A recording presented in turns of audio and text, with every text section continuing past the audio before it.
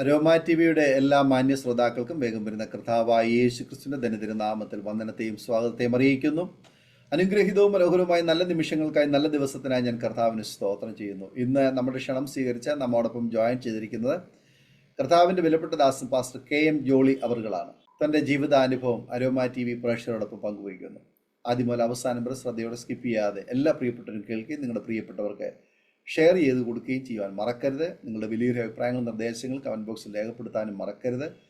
അതുപോലെ തന്നെ നിങ്ങൾക്ക് ഒരു പ്രാർത്ഥനാ വിഷയമുണ്ട്, ഞങ്ങളുമായി ബന്ധപ്പെടുവാൻ ഏതെങ്കിലും വിധത്തിൽ നിങ്ങൾ ആഗ്രഹിക്കുന്നെങ്കിൽ കേൾക്കാവുന്ന വാട്സപ്പ് നമ്പറിൽ ഞങ്ങളെ വിവരം അറിയിക്കൂ. തീർച്ചയായിട്ടും ഞങ്ങൾ ആ വിഷയത്തിന് വേണ്ടി മറുപടി തരികയും പ്രാർത്ഥിക്കുകയും ചെയ്യുന്നു. സാക്ഷ്യം പറഞ്ഞ പ്രിയപ്പെട്ടവരോടൊപ്പം എല്ലാ തിങ്കളാഴ്ചയും രാത്രി 9 മണിയോളം നടക്കുന്ന ആ പ്രാർത്ഥനാ കൂട്ടായ്മയിൽ നിങ്ങൾക്ക് പങ്കുകൊള്ളാവുന്നതാണ്. കർത്താവ് നമ്മെ സഹായിക്കട്ടെ. അനുഗ്രഹിക്കപ്പെട്ട ഈ സാക്ഷ്യം തീർച്ചയായിട്ടും നിങ്ങൾക്ക് വലിയ ഒരു പ്രചോദനമായി തീരുമെന്ന് ഞാൻ പൂർണ്ണമായി വിശ്വസിക്കുകയാണ്. നമ്മളെല്ലാവരും ശ്രദ്ധയോടെ പ്രാർത്ഥനയോടെ ആയിരിക്കുമ്പോൾ കർത്താവിൻ്റെ വിലപ്പെട്ട ദാസൻ പാസ്റ്റർ KM ജോളി അവരുകളെ തികഞ്ഞ സ്നേഹത്തോടും ആദരവോടും കൂടി അരോമ ടി വി പ്രേക്ഷകരോടൊപ്പം സമയം ചെലവഴിക്കുന്നതിനായിട്ട് ക്ഷണിച്ചോളൂ. Praise the Lord. കർത്താവിന് സകല മഹത്വം അർപ്പിക്കുന്നു. ദൈവത്തിൻ്റെ വലിയ കൃപയാൽ ഇങ്ങനെ ഈ മീഡിയയിലൂടെ എൻ്റെ ജീവിതത്തിൻ്റെ അനുഭവത്തെ പങ്കുവയ്ക്കുവാൻ കർത്താവ് ഒരുക്കിയ മുഖാന്തരങ്ങളെ ഓർത്ത് ഞാൻ ദൈവത്തിന് സ്തോത്രം ചെയ്യുന്നു. അപ്പോൾ തന്നെ അതിന് മാനുഷിക മുഖാന്തരമായി തീർന്ന അരോമ ടി വിയോടും എൻ്റെ പിന്നിൽ പ്രവർത്തിക്കുന്ന പ്രിയപ്പെട്ടവരോടും കർത്താവിൻ്റെ ദാസൻ ദാനിയേൽ ജോണിനോടുമുള്ള ഹൃദയം നിറഞ്ഞ നന്ദിയെ ഞാൻ ഇത്തരത്തിൽ അറിയിക്കുന്നു. എൻ്റെ ജീവിതത്തിൽ ആദ്യമായിട്ടാണ് വാസ്തവത്തിൽ എൻ്റെ ഒരു ടെസ്റ്റിമണി, എൻ്റെ ജീവിതത്തിൻ്റെ അനുഭവത്തെ ഒന്ന് പങ്കുവയ്ക്കുന്നത്. കാരണം കർത്താവിൻ്റെ കൃപയാൽ ഞാൻ ശുശ്രൂഷയിലായിട്ട് ഏതാണ്ട് 34 വർഷമായി എങ്കിലും എൻ്റെ ടെസ്റ്റിമണി പറയുവാൻ എനിക്ക് സാവകാശം ലഭിച്ചിട്ടില്ല. പിന്നെ ഒരു പ്രാവശ്യം ഒരിടത്തൊരു അരമണിക്കൂറോ മറ്റോ പറഞ്ഞതായിട്ടൊരു ഓർമ്മയുണ്ട്. ദൈവം ഇങ്ങനെ ഒരു സാവകാശം ഒരുക്കി. ദൈവത്തിൻ്റെ സമയം ഇപ്പോഴായിരുന്നു. ഞാനത് വിശ്വസിക്കുന്നു. കർത്താവിന് സകല മഹത്വം ഒരിക്കലൂടെ ഞാൻ അർപ്പിക്കുക. എൻ്റെ പേര് ജോളി എന്ന JOLLY, ജോളി KM എന്നാണ് എൻ്റെ ഫുൾ നെയിം. ഇത് സാധാരണഗതിയിൽ ഒരു ഫീമെയിൽ നെയിം ആയതുകൊണ്ട് ഈ പേര് പറയുമ്പോൾ തന്നെ പലർക്കും സംശയം ഉണ്ടാകും. ഞാൻ അതേക്കുറിച്ച് വിവരിക്കുന്നില്ല. ഞാൻ ജനിച്ച് വളർത്തപ്പെട്ടത് തിരുവല്ലായിക്കടുത്ത് തിരുവൻവണ്ടൂർ എന്ന് പറയുന്ന ഒരു കൊച്ചു ഗ്രാമത്തില് ഒരു യാക്കോബായ കുടുംബത്തിലാണ്, യാക്കോബായ ജ്ഞാനായ പശ്ചാത്തലത്തിലാണ്. എൻ്റെ മാതാപിതാക്കൾക്ക് ഞാൻ മൂത്ത മകനാണ്. എനിക്ക് നേരെ ഇളയ ഒരു അനിയനുണ്ട്, അതിൻ്റെ ഇളയ ഒരു സിസ്റ്ററുണ്ട്. അങ്ങനെ ഞങ്ങളുടെ മാതാപിതാക്കൾക്ക് ഞങ്ങൾ 3 മക്കളാണ്. ഈ മൂത്ത മകനായി ഞാൻ ജനിച്ച് വളർത്തപ്പെട്ടു. എൻ്റെ പിതാവ് കോട്ടയത്തിനടുത്തുള്ള ഒരു ക്രീപ്പ് മില്ലിലെ ഉദ്യോഗസ്ഥനായിരുന്നുകൊണ്ട് തിങ്കളാഴ്ച രാവിലെ പിതാവ് വീട്ടിൽ നിന്ന് പോയാൽ ശനിയാഴ്ച വൈകിട്ടേ വരികയുള്ളൂ. എൻ്റെ ഹൈസ്കൂൾ വിദ്യാഭ്യാസം ഒക്കെ ആ ഒരു സമയം, എൻ്റെ ഒരു ഓർമ്മ നിൽക്കുന്ന ആ ഒരു സമയം എന്ന് പറയുമ്പോൾ എൻ്റെ അമ്മയ്ക്ക് ശാരീരികമായ ചില പ്രയാസങ്ങൾ, ചില രോഗങ്ങൾ ഒക്കെ അലട്ടിയിരുന്നു. അപ്പം ഇങ്ങനെ ഹോസ്പിറ്റലും അതുപോലെ തന്നെ അതിൻ്റെതായ ചെലവുകളും മറ്റു കാര്യങ്ങളുമെല്ലാം ഉണ്ടായിരുന്നുകൊണ്ട് പിതാവിന് അതേക്കുറിച്ചൊരല്പം പ്രയാസം ഉണ്ടായിരുന്നു. മക്കളെന്ന നിലയിൽ അന്ന് ഞങ്ങൾക്ക് വലിയ അറിവോ കാര്യപ്രാപ്തിയോ ഒന്നും ഇല്ലാത്തതുകൊണ്ട് ഞങ്ങൾക്കതൊരു വിഷയമല്ലായിരുന്നു. എങ്കിലും കാലത്തിന്റെ നീക്കത്തില് അമ്മ ഇങ്ങനെ പലരുമായി ഇടപെട്ട് പ്രാർത്ഥിക്കുകയും പ്രാർത്ഥനാ ഗ്രൂപ്പിൽ അകപ്പെടുകയും ഒക്കെ ചെയ്ത് പിന്നത്തേതിലൊരു പെന്തക്കോസ് വിശ്വാസത്തിലേക്ക് വരുവാൻ അത് മുഖാന്തരമായി മാറി. എൻ്റെ പിതാവിനെ സംബന്ധിച്ചിടത്തോളം മുൻപ് സൂചിപ്പിച്ചതുപോലെ പിതാവിനത് പൈസ ചെലവും തന്നെയല്ല, രോഗിയായിരിക്കുന്ന ഒരവസ്ഥയും എല്ലാം കൂടെ കണക്കൂട്ടിയപ്പോൾ പ്രാർത്ഥിച്ച് സൗഖ്യം കിട്ടുകയാണെങ്കിൽ അത് നല്ലതാണല്ലോ എന്നൊരു ചിന്താഗതിയിൽ പിതാവ് എങ്ങോട്ട് പോകുന്നതിന് വിരോധമില്ലാത്ത രീതിയിൽ ഒരു മൗന അനുവാദവും കൊടുത്തിരുന്നു. അങ്ങനെ ആ മൗന അനുവാദം കിട്ടിയതിൻ്റെ വെളിച്ചത്തിൽ ഞങ്ങളുടെ ദേശത്തുള്ള പെന്തക്കോസ് കൂട്ടായ്മയുമായിട്ട് സഹകരിക്കുകയും പിന്നത്തേതിലത് സ്നാനപ്പെടുവാനുള്ള ഒരു സാഹചര്യം ഉണ്ടാവുകയും അത് പിന്നെ ഒരു പെന്തക്കോസ് വിശ്വാസത്തിലേക്ക് തന്നെ അമ്മ മാറ്റപ്പെട്ടു. മുൻപ് ഞാൻ പറഞ്ഞല്ലോ, എൻ്റെ പിതാവ് തിങ്കളാഴ്ച രാവിലെ പോയാൽ ശനിയാഴ്ച വൈകിട്ടേ വീട്ടിൽ വരത്തുള്ളൂ. അപ്പൊ തിങ്കളാഴ്ച രാവിലെ എൻ്റെ ചെറുപ്പത്തിലെ വിശ്വാസത്തിൽ അമ്മ വന്നതിന് ശേഷം തിങ്കളാഴ്ച രാവിലെ ഞങ്ങളുടെ നാടൻ രീതി പറഞ്ഞാൽ ഞങ്ങളുടെ തിണ്ണ പിരിക്കുന്ന പായ ശനിയാഴ്ച വൈകിട്ട് പിതാവ് വരുന്നതിന് മുമ്പ് മടക്കണമെന്നുള്ളൊരു ഉദ്ദേശമേ പിതാവിനുള്ളൂ. അതിനിടയ്ക്ക് എന്ത് നടന്നാലും പിതാവിനെ സംബന്ധിച്ച് അതൊരു വിഷയമല്ലായിരുന്നു. അപ്പൊ ഇങ്ങനെ എത്രയെത്ര മീറ്റിങ്ങുകൾ, എത്രയെത്ര ഉപവാസങ്ങൾ, ആരെല്ലാം വന്ന് പ്രസംഗിച്ചു, എത്ര പ്രവാചകന്മാർ വന്നു എന്നൊക്കെ ചോദിച്ചു കഴിഞ്ഞാൽ കയ്യും കണക്കുമില്ലാത്ത ഒരുപാട് മീറ്റിങ്ങുകൾ നടന്നിട്ടുണ്ട്. എന്നാൽ ഈ മീറ്റിങ്ങുകളൊക്കെ നടക്കുമ്പോൾ വാസ്തവത്തിൽ ഞാൻ ഇതിനകത്ത് ഒരിക്കലും ഒന്ന് കയറിയിരിക്കാനോ ഇവരുമായിട്ടൊന്ന് സഹകരിക്കാനോ ഒന്നും ഒരിക്കലും തയ്യാറായിട്ടില്ല. എങ്കിലും ഇതിനകത്ത് നടക്കുന്നത് എന്താണെന്ന് മാറിയിരുന്ന് ഞാൻ ശ്രദ്ധിക്കുമായിരുന്നു. അതായത് ദൈവം എനിക്ക് ഇപ്പോഴതിൻ്റെയൊക്കെ ആ മർമ്മം മനസ്സിലാക്കി തന്നത്. അപ്പൊ അവിടെ എന്താണ് പ്രസംഗിക്കുന്നത്, എന്താണ് പ്രവചിക്കുന്നത്, ഇത്യാദി വിഷയങ്ങളെ കുറിച്ചൊക്കെ ഞാൻ ശരിക്കും മനസ്സിലാക്കുന്നത് എനിക്ക് ഗുണപ്പെടാൻ വേണ്ടി ആയിരുന്നില്ല, മറിച്ച് ഈ പ്രസംഗിക്കുന്ന വചനം കൊണ്ട് തന്നെ ഇവർക്ക് ഏതെങ്കിലും ഒരു സന്ദർഭം വന്നാൽ തിരിച്ച് ഒന്ന് മറുപടി കൊടുക്കണം, അല്ലെങ്കിൽ ഒരു നമ്മുടെ നാടൻ ഭാഷ പറഞ്ഞാൽ കുത്തു കൊടുക്കാൻ വേണ്ടിയാണ് ഞാൻ ശ്രദ്ധിച്ചുകൊണ്ടിരുന്നത്. അങ്ങനെ ഒരുപാട് കാര്യങ്ങൾ എനിക്കന്ന് മനസ്സിലായി. പിന്നെ ഞാൻ മുമ്പ് പറഞ്ഞതുപോലെ പലപ്പോഴും ഏതെങ്കിലും സാഹചര്യത്തിൽ ഇങ്ങനെയല്ലല്ലോ നിങ്ങളുടെ യുവദാസൻ ഇന്നാരും വന്ന് പ്രസംഗിച്ചത്, ഇന്ന ദിവസം പ്രസംഗിച്ചത് എന്നൊക്കെ പറയുമ്പോൾ ഇവർ വാ വിളിക്കുന്നത് ഞാൻ കണ്ടിട്ടുണ്ട്. എന്ന് പറഞ്ഞാൽ ഇവരാരും അത് കേട്ടിട്ടുമില്ല, ശ്രദ്ധിച്ചിട്ടുമില്ല, ഇവരത് മനസ്സിലാക്കിയിട്ടുമില്ല എന്നുള്ളത് ഒരു വസ്തുതയായിരുന്നു. അതിന്റെ ചെറുപ്പത്തിൽ എനിക്ക് മനസ്സിലായ ഒരു കാര്യമാണ്. അപ്പൊ ഇവരിത് കേൾക്കുന്നുണ്ടെങ്കിൽ നമ്മളെ എബ്രായ ലേഖനത്തിൽ 2-ാം അധ്യായത്തിൽ വായിക്കുന്നത് പോലെ കേട്ടത് വല്ലപ്പോഴും ഒഴുകിപ്പോകാതിരിക്കേണ്ടത് അധിക ശ്രദ്ധയോടെ കരുതണം എന്ന വചനം വാസ്തവത്തിൽ ഇവരെ അനുഭവമാക്കുന്നില്ല എന്നുള്ളത് എനിക്ക് അന്ന് തന്നെ മനസ്സിലായ ഒരു കാര്യമാണ്. കൃപയാൽ ഞാൻ രക്ഷിക്കപ്പെട്ടതിന് ശേഷവും ഞങ്ങളുടെ അടുത്ത് ഒരു 4 കിലോമീറ്ററിന്റെ അകത്ത് ഒരു കൺവെൻഷൻ നടന്നപ്പോൾ അവിടെ ന്യൂ ഇന്ത്യയിലെ തമ്പിപ്പാഷാണെന്ന് അവിടെ പ്രസംഗിക്കേണ്ടത്. അപ്പൊ ഞാൻ ആ പ്രസംഗം കേൾക്കാനായിട്ട് റെഡിയായി പോയി. അവിടെ ചെന്നപ്പോൾ നിർഭാഗ്യവശാൽ തമ്പിച്ചാൻ അന്ന് പ്രസംഗിക്കാൻ പറ്റുന്നില്ല. അപ്പൊ അദ്ദേഹം വേറൊരു വ്യക്തി അയച്ചു.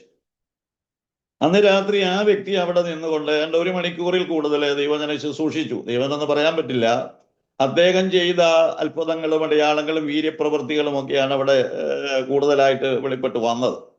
ഇങ്ങനെ പ്രസംഗിച്ച കൂട്ടത്തിൽ തന്നെ നമുക്ക് വചനപ്രകാരം അംഗീകരിക്കാൻ കഴിയാത്ത ഒരുപാട് കാര്യങ്ങൾ അദ്ദേഹം അവിടെ നിന്നുകൊണ്ട് പ്രസംഗിച്ചു. ഞാൻ ഇത് കേൾക്കുമ്പോൾ എൻ്റെ ചുറ്റും ഇരിക്കുന്ന എല്ലാവരും കയ്യും പൊക്കി ഹല്ലേലൂയ സ്തോത്രമൊക്കെ പറയുന്നുണ്ട്. എൻ്റെ തൊട്ടടുത്തിരിക്കുന്നത് നല്ല പ്രായമുള്ള പുള്ളിയുടെ ചെറുപ്പം മുതലേ വിശ്വാസത്തിലുള്ള ഒരു പിതാവാണ്. എനിക്ക് ആ പിതാവിനെ അറിയാം, പിതാവിനെ എന്നെ അറിയാം. അപ്പൊ അദ്ദേഹവും 2 കയ്യും പൊക്കി ഹല്ലേലൂയ ഒക്കെ പറയുന്ന കണ്ടപ്പോൾ എനിക്ക് ആകപ്പാടെ സംശയമായി. എനിക്കിനി എന്തെങ്കിലും അബദ്ധം പറ്റുന്നതാണോ, ഞാൻ കേൾക്കുന്നതിൽ എന്തെങ്കിലും വ്യത്യാസമുള്ളതാണോ, അതോ ഇവരാണോ ശരി, എനിക്കൊന്നും മനസ്സിലാകുന്നില്ല. ഏതായാലും മീറ്റിംഗ് കഴിഞ്ഞ് രാത്രി വന്ന് അന്ന് രാത്രി ഞാൻ ഉറങ്ങിയില്ല. പിറ്റേന്ന് ഈ പിതാവിന്റെ അടുക്കൽ ചെന്ന് വെച്ച് ഞാനിങ്ങനെ കാര്യമൊക്കെ സംസാരിച്ച് വന്ന് ഞാൻ പറഞ്ഞാ ഇന്നലെ രാത്രി നമ്മൾ അടുത്താണല്ലോ ഇരുന്നത്, അതെ. അപ്പൊ ഇന്ന പോലെ ചില വേദപുസ്തകത്തിന് നിരക്കാത്ത ചില കാര്യങ്ങൾ അവിടെ പ്രസംഗിച്ചപ്പോൾ അച്ഛൻ 2 കൈയും പൊക്കി ഹല്ലേലൂയ പറയുന്നത് കേട്ടല്ലോ, അതെന്താ അങ്ങനെ സംഭവിച്ചത് എന്ന് ചോദിച്ചപ്പോൾ അദ്ദേഹം എനിക്ക് തന്ന ഒരു മറുപടി വളരെ പ്രസക്തമാണ്. ഞാനത് ഇടയ്ക്കിടയ്ക്ക് ഓർക്കാറുണ്ട്, പലയിടത്തും പറയാറുണ്ട്. അദ്ദേഹം എന്നോട് പറഞ്ഞത് ഇങ്ങനെയാ, മോനെ ഞാനൊന്നും കേട്ടില്ല. അപ്പൊ ഞാൻ ചോദിച്ചു, പിന്നെന്തിനായി കൈപൊക്കി ഹല്ലേലൂയ പറഞ്ഞത്? എടാ എല്ലാരും കൈപൊക്കി ഹല്ലേലൂയ പറയുന്ന കണ്ടപ്പോൾ ഞാനും കൈപൊക്കി ഹല്ലേലൂയ പറഞ്ഞു എന്നുള്ളതേ ഉള്ളൂ.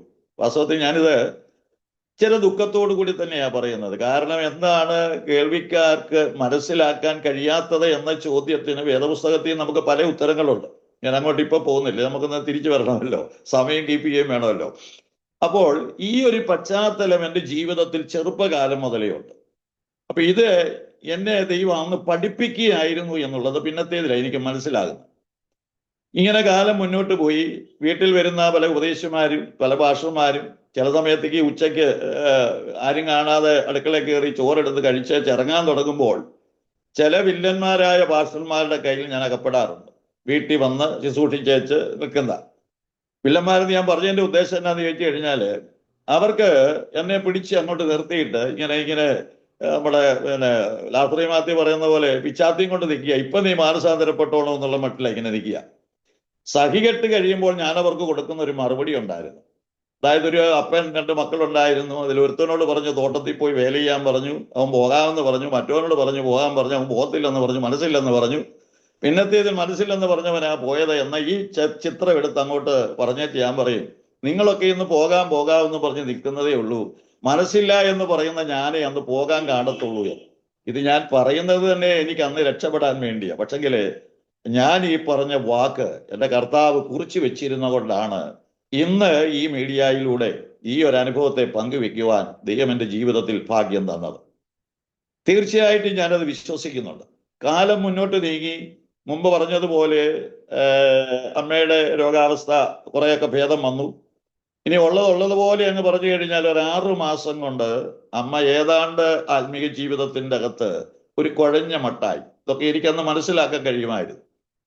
പിന്നെയും കാലം നീങ്ങി എൻ്റെ വിദ്യാഭ്യാസം കഴിഞ്ഞു. ഏതാണ്ട് ഒരു 20 വയസ്സ്. വലിയ കാര്യമായ വിദ്യാഭ്യാസം ഒന്നും നടത്താൻ പറ്റിയിട്ടില്ല. കാരണം എനിക്ക് എങ്ങനെയെങ്കിലും ചില ടെക്നിക്കുകളായ വിഷയങ്ങൾ പഠിച്ച് ആ നിലകളിൽ മുന്നോട്ട് പോകണമെന്നൊരു ആഗ്രഹമായിരുന്നു ചെറുപ്പത്തിൽ മുതൽ. അതിനുള്ള പശ്ചാത്തലങ്ങളൊക്കെ ഉണ്ട്. അപ്പൊ ഏതാണ്ട് 20-ാമത്തെ വയസ്സിൽ ഞാൻ സൗദി അറേബ്യക്ക് പോയി. 25-ാമത്തെ വയസ്സിൽ തിരിച്ചു വന്നു.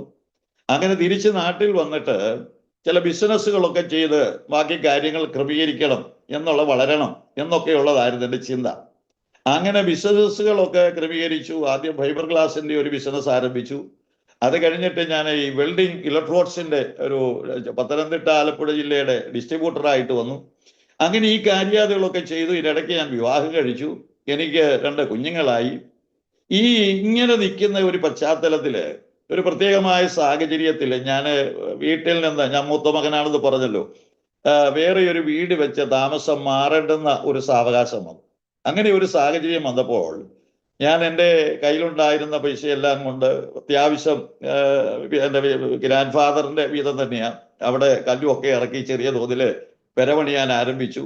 എനിക്ക് തോന്നുന്നു ഞാൻ ആ തറ കെട്ടിയിട്ടിട്ട് 1 വർഷം അതിനകത്ത് മണ്ണടിക്കാതെ കിടന്നു. കാരണം അതുപോലെ ഞാൻ എൻ്റെ ബിസിനസ്സിൽ നിന്ന് പൈസ വലിച്ചത് കൊണ്ട് ബിസിനസ് പല നിലകളിൽ പാളി. ഇത് കഴിഞ്ഞിട്ട് ചെറിയ തോതിൽ ഒരു എന്താ പറയാ 2 മുറിയും ഒരടുക്കളയും അതിന്റെ ബാത്റൂമും സെറ്റപ്പുമായിട്ട് മാത്രം ഒന്ന് പണിതു. ഇങ്ങനെല്ലാം പണിതിരിക്കുന്ന സമയത്ത് എങ്ങനെയൊക്കെയോ എൻ്റെ സകല വാതിലുകളും ഒരുപോലെ അടഞ്ഞു. എനിക്ക് മുകളിലോട്ട് നോക്കിയാൽ ആകാശം, താഴോട്ട് നോക്കിയാൽ ഭൂമി എന്ന് പറയുന്ന പോലെ, അത്ര പറയുന്ന പോലെ എന്നെ കൊണ്ട് യാതൊരു നിർവാഹവും ഇല്ലാതെ കയ്യും കാലും വിട്ടടിക്കുന്ന ഒരു അനുഭവത്തിലേക്ക് ഞാൻ വന്നു. അപ്പോഴത്തേനും ഞാൻ വീട്ടില് മാറി താമസിച്ചു. 89-ലാണ് ഞാൻ മാറി താമസിക്കുന്നത്. 2 വർഷം വലിയ പരിക്കില്ലാതെ പോയി. 91 കാലഘട്ടമായപ്പോഴത്തേന് സകല വാതിലുകളും അടഞ്ഞു. ഇപ്പൊ ഇന്നായിരിക്കും മനസ്സിലാകുന്നത് എൻ്റെ ദൈവം സകല വാതിലുകളും അടച്ചു എന്നുള്ളതാണ്. ആ സകല വാതിലുകളും അടച്ച് യാതൊരു രക്ഷയുമില്ലാതെ, ഉപജീവനത്തിന് വഴിയില്ലാതെ, എനിക്ക് കുറച്ച് കടമുണ്ട്, മാത്രമല്ല എനിക്ക് പുറത്ത് പൈസ കിട്ടാനുണ്ട്, അത് കിട്ടാതെ വരുന്നു. ആകെപ്പാടെ ഒരു വല്ലാത്ത സാഹചര്യത്തിൽ എത്തപ്പെട്ടപ്പോൾ ഞാൻ വിചാരിച്ചു ഇനി ജീവിച്ചിരിക്കാൻ പറ്റിയല്ല. കാരണം എന്നു ചോദിച്ചു കഴിഞ്ഞാൽ, മുമ്പ് ഞാൻ പറഞ്ഞതുപോലെ 20-ാമത്തെ വയസ്സിൽ സൗദി അറേബ്യക്ക് പോയിട്ട് 25-ാമത്തെ വയസ്സിൽ തിരിച്ചു വന്ന് അന്നത്തെ ചെറുപ്പക്കാരുടെ ഇടയിൽ ഏറ്റവും ഹീറോയായിട്ട് ജീവിച്ച ഒരു മനുഷ്യനായിരുന്നു ഞാൻ.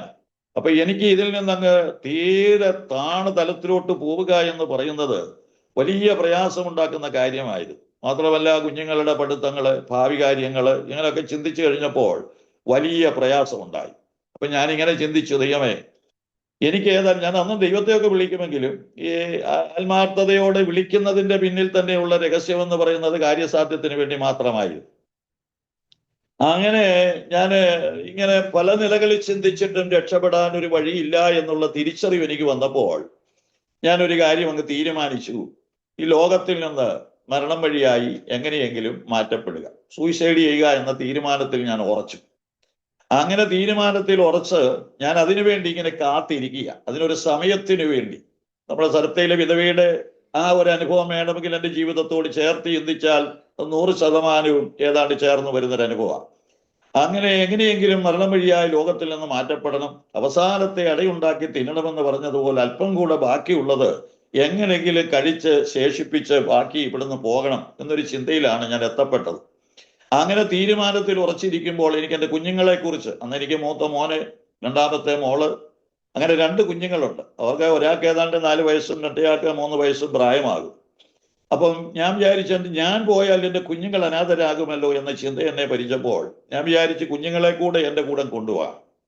അപ്പൊ എൻ്റെ പ്രിയപ്പെട്ടവളെ കുറിച്ചുള്ളായിരുന്നു എൻ്റെ ഒരു ചിന്തയെന്ന് പറയുന്നത്, അവള് ജീവനോടിരിക്കുകയാണെങ്കിൽ അവിടെ വീട്ടുകാരെങ്കിലും നോക്കിക്കോളും, എങ്ങനെയെങ്കിലും അവിടെ കാര്യം സാധിച്ചോളും. പക്ഷെ എൻ്റെ കുഞ്ഞുങ്ങൾ അനാഥരാകുന്നതിനെ കുറിച്ച് എനിക്ക് ചിന്തിക്കാൻ പോലും വയ്യാതിരുന്നത് കൊണ്ട് അവരെ കൂടെ എൻ്റെ കൂടെ അങ്ങ് കൊണ്ടുപോകാം, ലോകത്തിൽ നിന്നങ്ങ് മാറ്റപ്പെടാമെന്നൊരു തീരുമാനത്തിൽ ഞാൻ ഉറച്ച് അതിൻ്റെ സമയത്തിന് വേണ്ടി കാത്തിരിക്കുക. ഇങ്ങനെയുള്ള വിഷയങ്ങൾ ഞാൻ ആരുമായിട്ടും ഒരു തരത്തിലും ഷെയർ ചെയ്തിട്ടില്ല.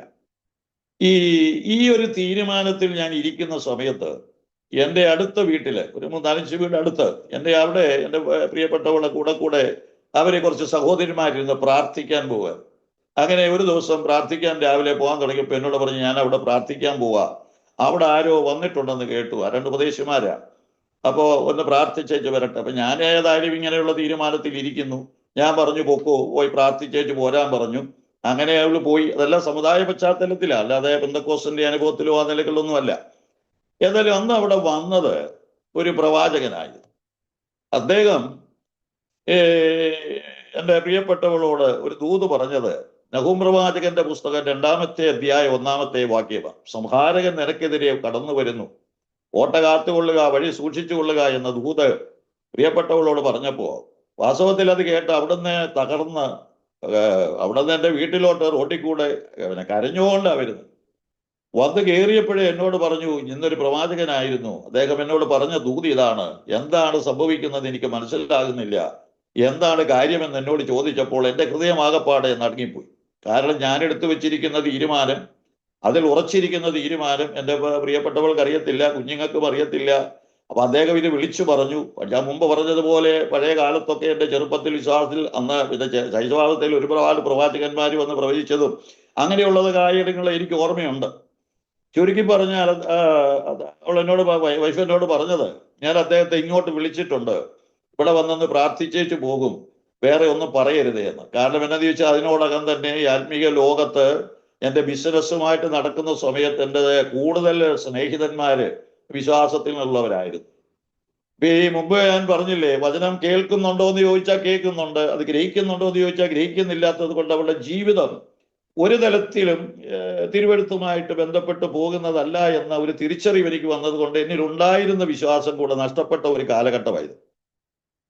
ചുരുക്കി പറഞ്ഞാൽ ഞാൻ പറഞ്ഞെന്നാ വരട്ടെ എന്ന് പറഞ്ഞു. പക്ഷെ എനിക്കത്ര താല്പര്യമുള്ളതല്ല. ഞങ്ങളുടെ ഏരിയയിൽ നിന്ന് ആരെങ്കിലുമാണ് വരുന്നതെങ്കിൽ ഞാൻ കേട്ടതുമില്ല. എന്നാൽ ഈ വന്ന മനുഷ്യന് ചില ദൂരത്തു നിന്ന് മാവേലിക്കര സൈഡിൽ നിന്ന് വന്ന മനുഷ്യനാണ്. അദ്ദേഹം ഇവിടെ തിരിച്ചു വന്ന വഴിക്ക് വീട്ടിൽ കയറി.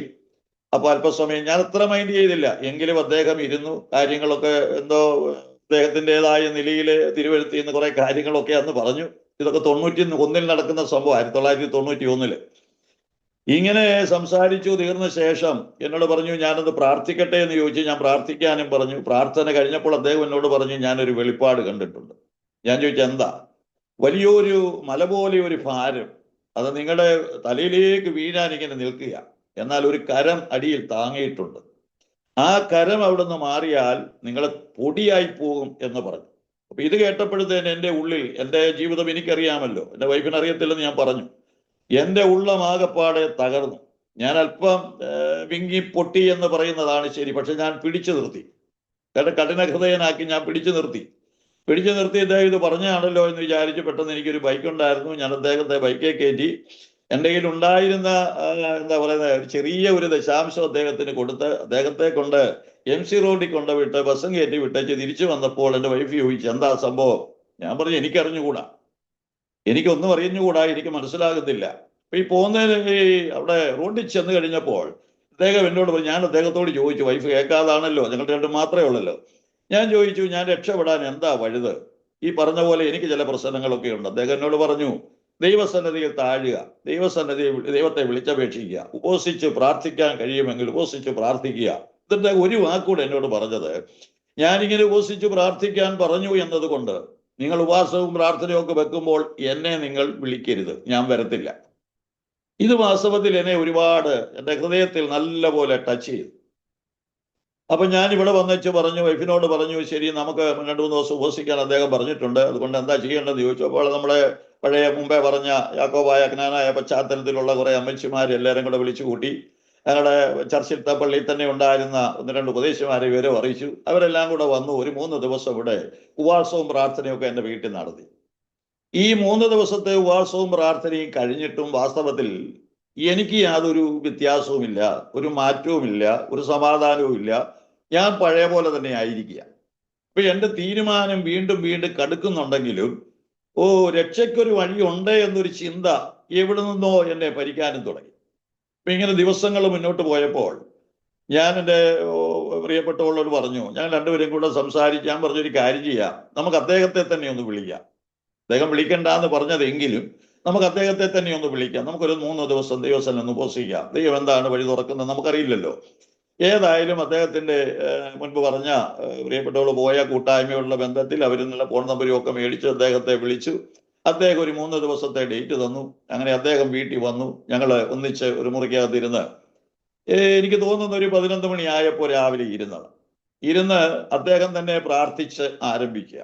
അദ്ദേഹം പ്രാർത്ഥിച്ച് ആരംഭിച്ച് എൻ്റെ ഓർമ്മ ശരിയാണെങ്കിൽ ഒരു അരമണിക്കൂർ സമയം അദ്ദേഹം ആത്മാവിന്റെ നിറവിൽ തന്നെ ദൈവത്തെ മഹത്വപ്പെടുത്തിക്കൊണ്ട് ഇങ്ങനെ ഇരുന്നിട്ട് ഈ ഇടി മുഴങ്ങുന്നത് പോലെയുള്ള ശബ്ദത്തിൽ, ശരിക്കും പറഞ്ഞാൽ ഞെട്ടിപ്പോകുന്ന ഒരു ശബ്ദത്തില് എന്റെ നേരെ വിരൽ ചൂണ്ടിക്കൊണ്ട് പറയുന്നതും നഹൂം പ്രവാചകന്റെ പുസ്തകം 2-ാം അധ്യായം 1-ാമത്തെ വാക്യം. സംഹാരകൻ നിനക്കെതിരെ കടന്നു വരുന്നു, കൊട്ട കാത്തുകൊള്ളുക, വഴി സൂക്ഷിച്ചു കൊള്ളുക എന്ന വചനം എന്നെ വിരൽ ചൂണ്ടിക്കൊണ്ട് പറഞ്ഞപ്പോൾ ഞാൻ അതുവരെ കഠിനപ്പെടുത്തി വെച്ചിരുന്ന ഹൃദയം ഞാൻ പോലും അറിയാതെ തകരാൻ തുടങ്ങി. ഈ തകർച്ച എനിക്ക് പിടിച്ചു നിൽക്കാൻ മേലാതായി. കാരണം എൻ്റെ തീരുമാനം, ഞാൻ അതുവരെ ആയിരിക്കുന്ന അവസ്ഥകൾ, ഇതെല്ലാം പിന്നത്തേതിൽ താൻ ഓരോന്നോരോന്നായി വിളിച്ചു പറയാൻ തുടങ്ങി. അത് എന്നോട് മാത്രമായിട്ട് രഹസ്യമായിട്ട് പറയുന്നതല്ല, എല്ലാവരും ഒരുപോലെ കൂടിയിരിക്കുന്നവരെല്ലാം അത് കേട്ടുകൊണ്ടിരിക്കുക. എനിക്ക് പിടിച്ചു നിൽക്കാൻ വല്ലാതെ ഞാൻ വാവിട്ട് കരയാൻ തുടങ്ങി, വാവിട്ട് നിലവിളിക്കാൻ തുടങ്ങി. അങ്ങനെ വാവിട്ട് കരഞ്ഞ് വാവിട്ട് നിലവിളിച്ച് എൻ്റെ കണ്ണിൽ നിന്ന് വെള്ളം ഒഴിക്കുന്ന പോലെ കണ്ണുനീര്, നമ്മുടെ പൗലോസിനെ കുറിച്ച് പറയുമ്പോൾ കണ്ണുനീര് ചെതുമ്പൽ വീണെന്ന് പറഞ്ഞ പോലെ ഒരനുഭവത്തിൽ ഞാൻ എത്തപ്പെട്ടു. പെട്ടെന്ന് എൻ്റെ പ്രിയപ്പെട്ടവള് പോയി ഒരു തോർത്ത്, അന്ന് എടുത്തോണ്ട് തന്നത് തോർത്താ, ഞാനിപ്പോഴും ഓർക്കുന്നു.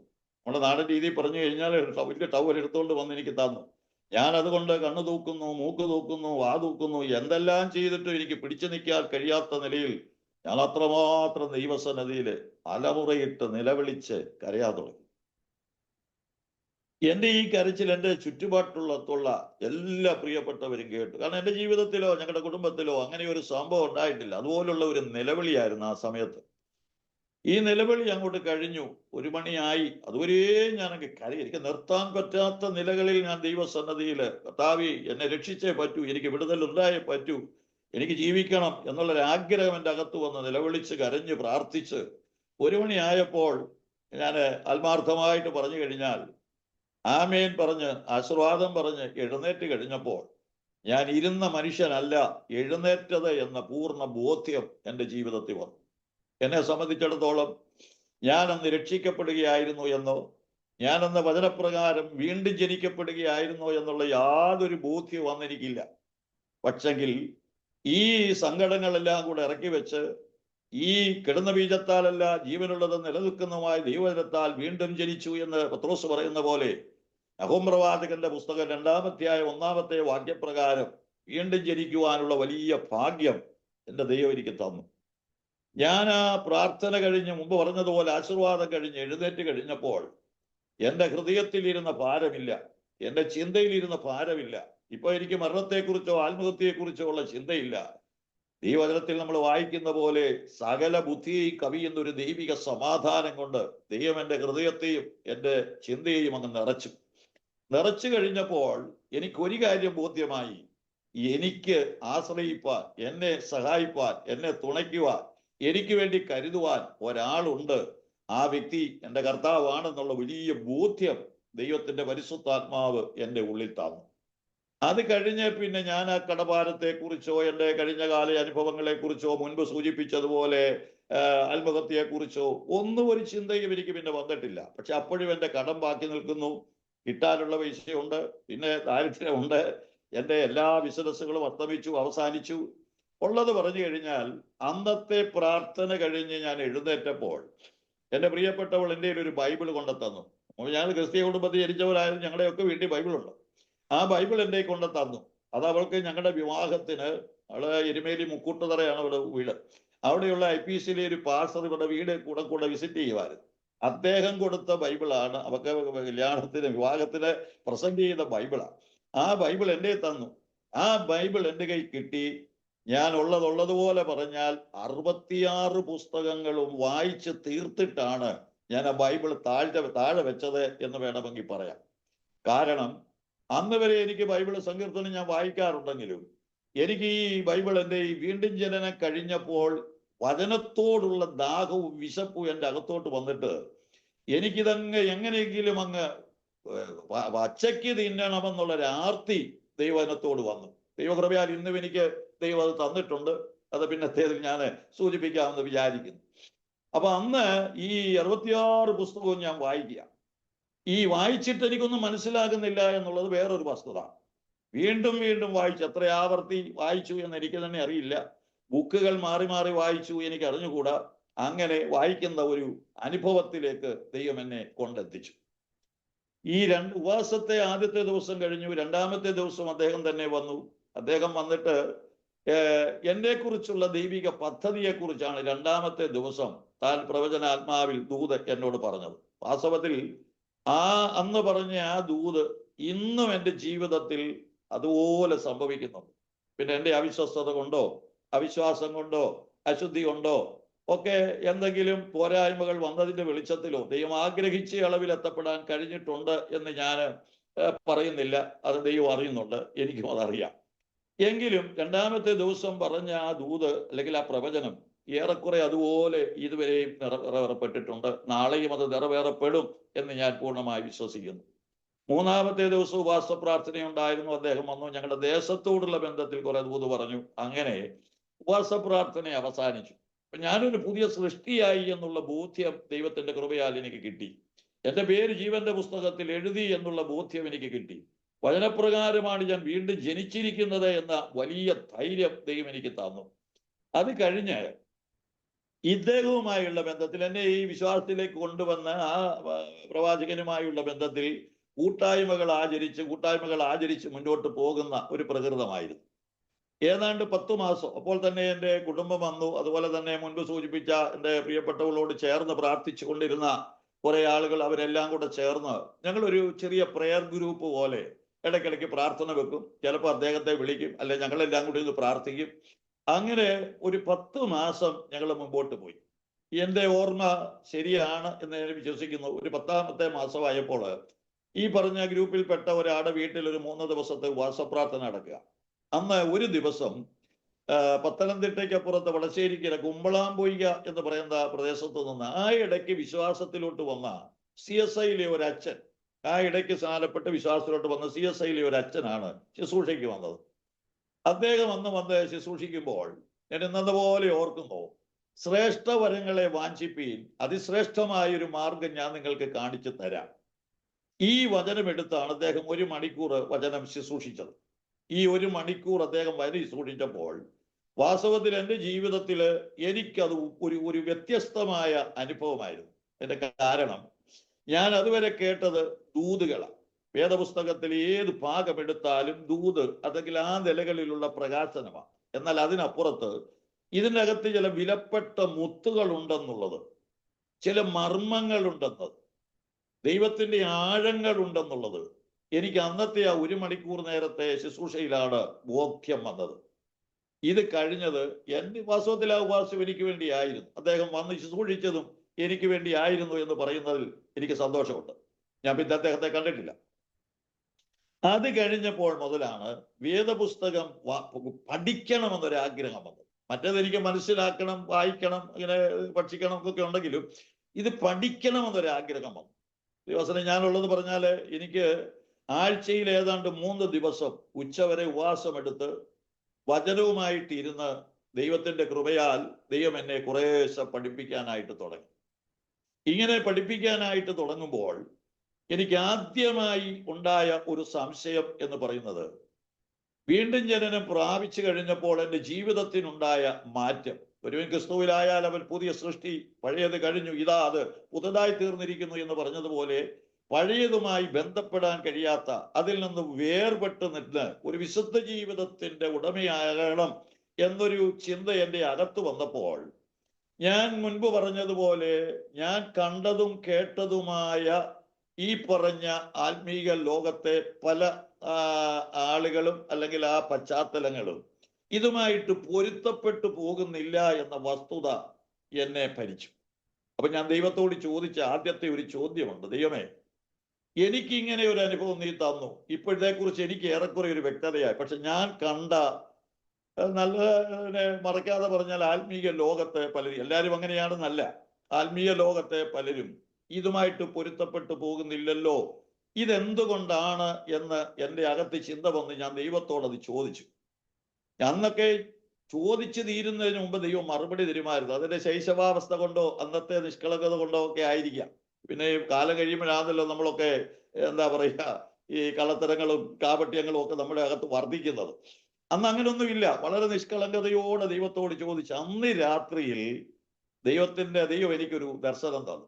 ആ ദർശനം ഇങ്ങനെയാണ്: ഈ രണ്ട് കുടിലുകൾ, നിസ്സാരമായ രണ്ട് കുടിലുകൾ, ആ രണ്ട് കുടിലുകളിലും ഒരുപോലെ ദൈവത്തെ ആരാധിക്കുന്ന, അന്യഭാഷ പറഞ്ഞ് ദൈവത്തെ ആരാധിക്കുന്ന രണ്ട് ആരാധനകളെ ദൈവം എനിക്ക് കാണിച്ചു.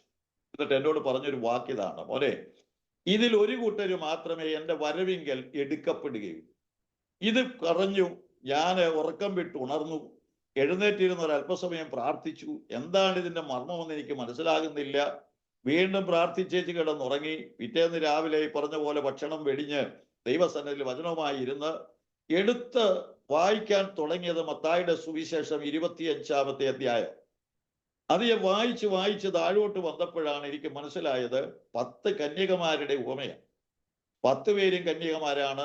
നമ്മുടെ ഇന്നത്തെ ആത്മീക രീതിയിൽ പറഞ്ഞാൽ 10 പേരും മാനസാന്തരപ്പെട്ടവരാണ്, 10 പേര് സ്നാനപ്പെട്ടവരാണ്, 10 പേരും വേർപെട്ടവരാണ്, 10 പേരും അഭിഷേകം പ്രാപിച്ചവരാണ്, 10 പേരും ഒന്നിച്ചിരുന്ന് ആരാധിക്കുന്നവരാണ്, അന്യഭാഷ പറയുന്നവരാണ്, ഉപസിക്കുന്നവരാണ്, കൂട്ടായ്മയാചരിക്കുന്നവരാണ്, 10 പേരും മണവാളന്റെ വരവിന് വേണ്ടി കാത്തിരിക്കുന്നവരാണ്. അങ്ങനെ അവസാന നിമിഷം വരെ 10 പേരും ഉണ്ടായിരുന്നു. എങ്കിലും മണവാളൻ വന്നപ്പോൾ 5 പേർക്ക് മാത്രമേ മണിയറയിലേക്ക് പ്രവേശനം ലഭിച്ചുള്ളൂ എന്നുള്ള ആ ഒരു വസ്തുത ദൈവാത്മാവ് എനിക്ക് പ്രകാശിപ്പിച്ചു തന്നു. അപ്പൊ ഞാനിത് വീണ്ടും എനിക്ക് സംശയമായി. എന്തുകൊണ്ടാണ് ഇങ്ങനെ ഒരു സംഭവം? 10 ഒരുപോലെ ഇരുന്ന് ആരാധിക്കുന്നവരാണെങ്കിൽ, 10 ഒരുപോലെ അന്യഭാഷ പറയുന്നവരാണെങ്കിൽ, ഒരു കൂട്ടായ്മയിൽപ്പെട്ടവരാണെങ്കിൽ, അല്ലേ മുമ്പ് സൂചിപ്പിച്ചതുപോലെയുള്ള ഒരു അനുഭവത്തിലാണെങ്കിൽ, എന്തുകൊണ്ട് 5 പേർ മാത്രം എടുക്കപ്പെടുന്നു, 5 പേർ തള്ളപ്പെടുന്നു? പെട്ടെന്ന് തന്നെ ദൈവാത്മാവ് കൊണ്ടുവന്നത് വെളിപ്പാട് പുസ്തകം 3-ാമത്തെ അധ്യായത്തിലെ ലവോദിക്യ സഭയിലേക്കാണ്.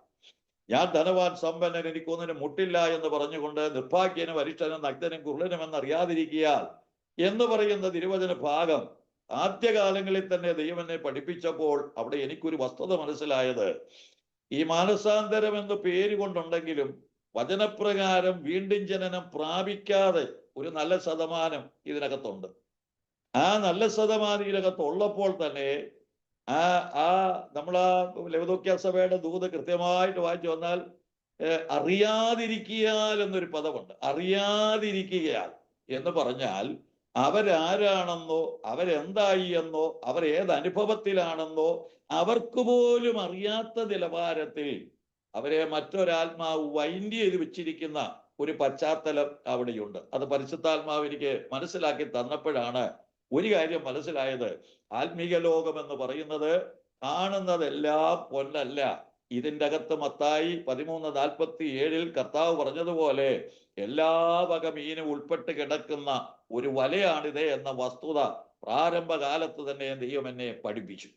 ഞാൻ മുമ്പ് പറഞ്ഞല്ലോ, എൻ്റെ അമ്മയ്ക്ക് ഈ വസ്തുത മനസ്സിലാക്കാൻ കഴിയാതിരുന്നത് കൊണ്ട് വിശ്വാസത്തിൽ വന്ന് 6 മാസം കഴിഞ്ഞപ്പോഴേ എൻ്റെ അമ്മ വലഞ്ഞുപോയി. നീതിമാനായ ലോത്ത് വലഞ്ഞതുപോലെ വലിഞ്ഞുപോയി. ഏതാണ്ട് 40-45 വർഷം വിശ്വാസത്തിൽ നിന്നിട്ട് വിശ്വാസത്തിൽ നിന്ന് തിരിച്ച് പഴയ പാരമ്പര്യത്തിലേക്ക് പോയിട്ടാണ് എൻ്റെ അമ്മ ലോകത്തു നിന്ന് മാറ്റപ്പെടുന്നത്. ഇതെല്ലാം എനിക്കൊരു പാഠമായിരുന്നു. വാസ്തവത്തിൽ അമ്മയുടെ ആ ഒരു പരാജയം അല്ലെങ്കിൽ ആ ഒരു അവസ്ഥ വാസ്തവത്തിൽ നിന്ന് ദുഃഖമുണ്ട്. എങ്കിലും വസ്തുത പോലെ പറയണമല്ലോ. കാരണം എന്നെ കേൾക്കുന്ന പല പ്രിയപ്പെട്ടവർക്കും ഇതിൻ്റെ അകത്തെ വസ്തുത മനസ്സിലാക്കാൻ കഴിയാതിരിക്കുന്നത് കൊണ്ട് ആവർത്തിച്ച് ഞാൻ പറയുന്നു: ഇതിനകത്ത് കാണുന്നതെല്ലാം പൊന്നല്ല.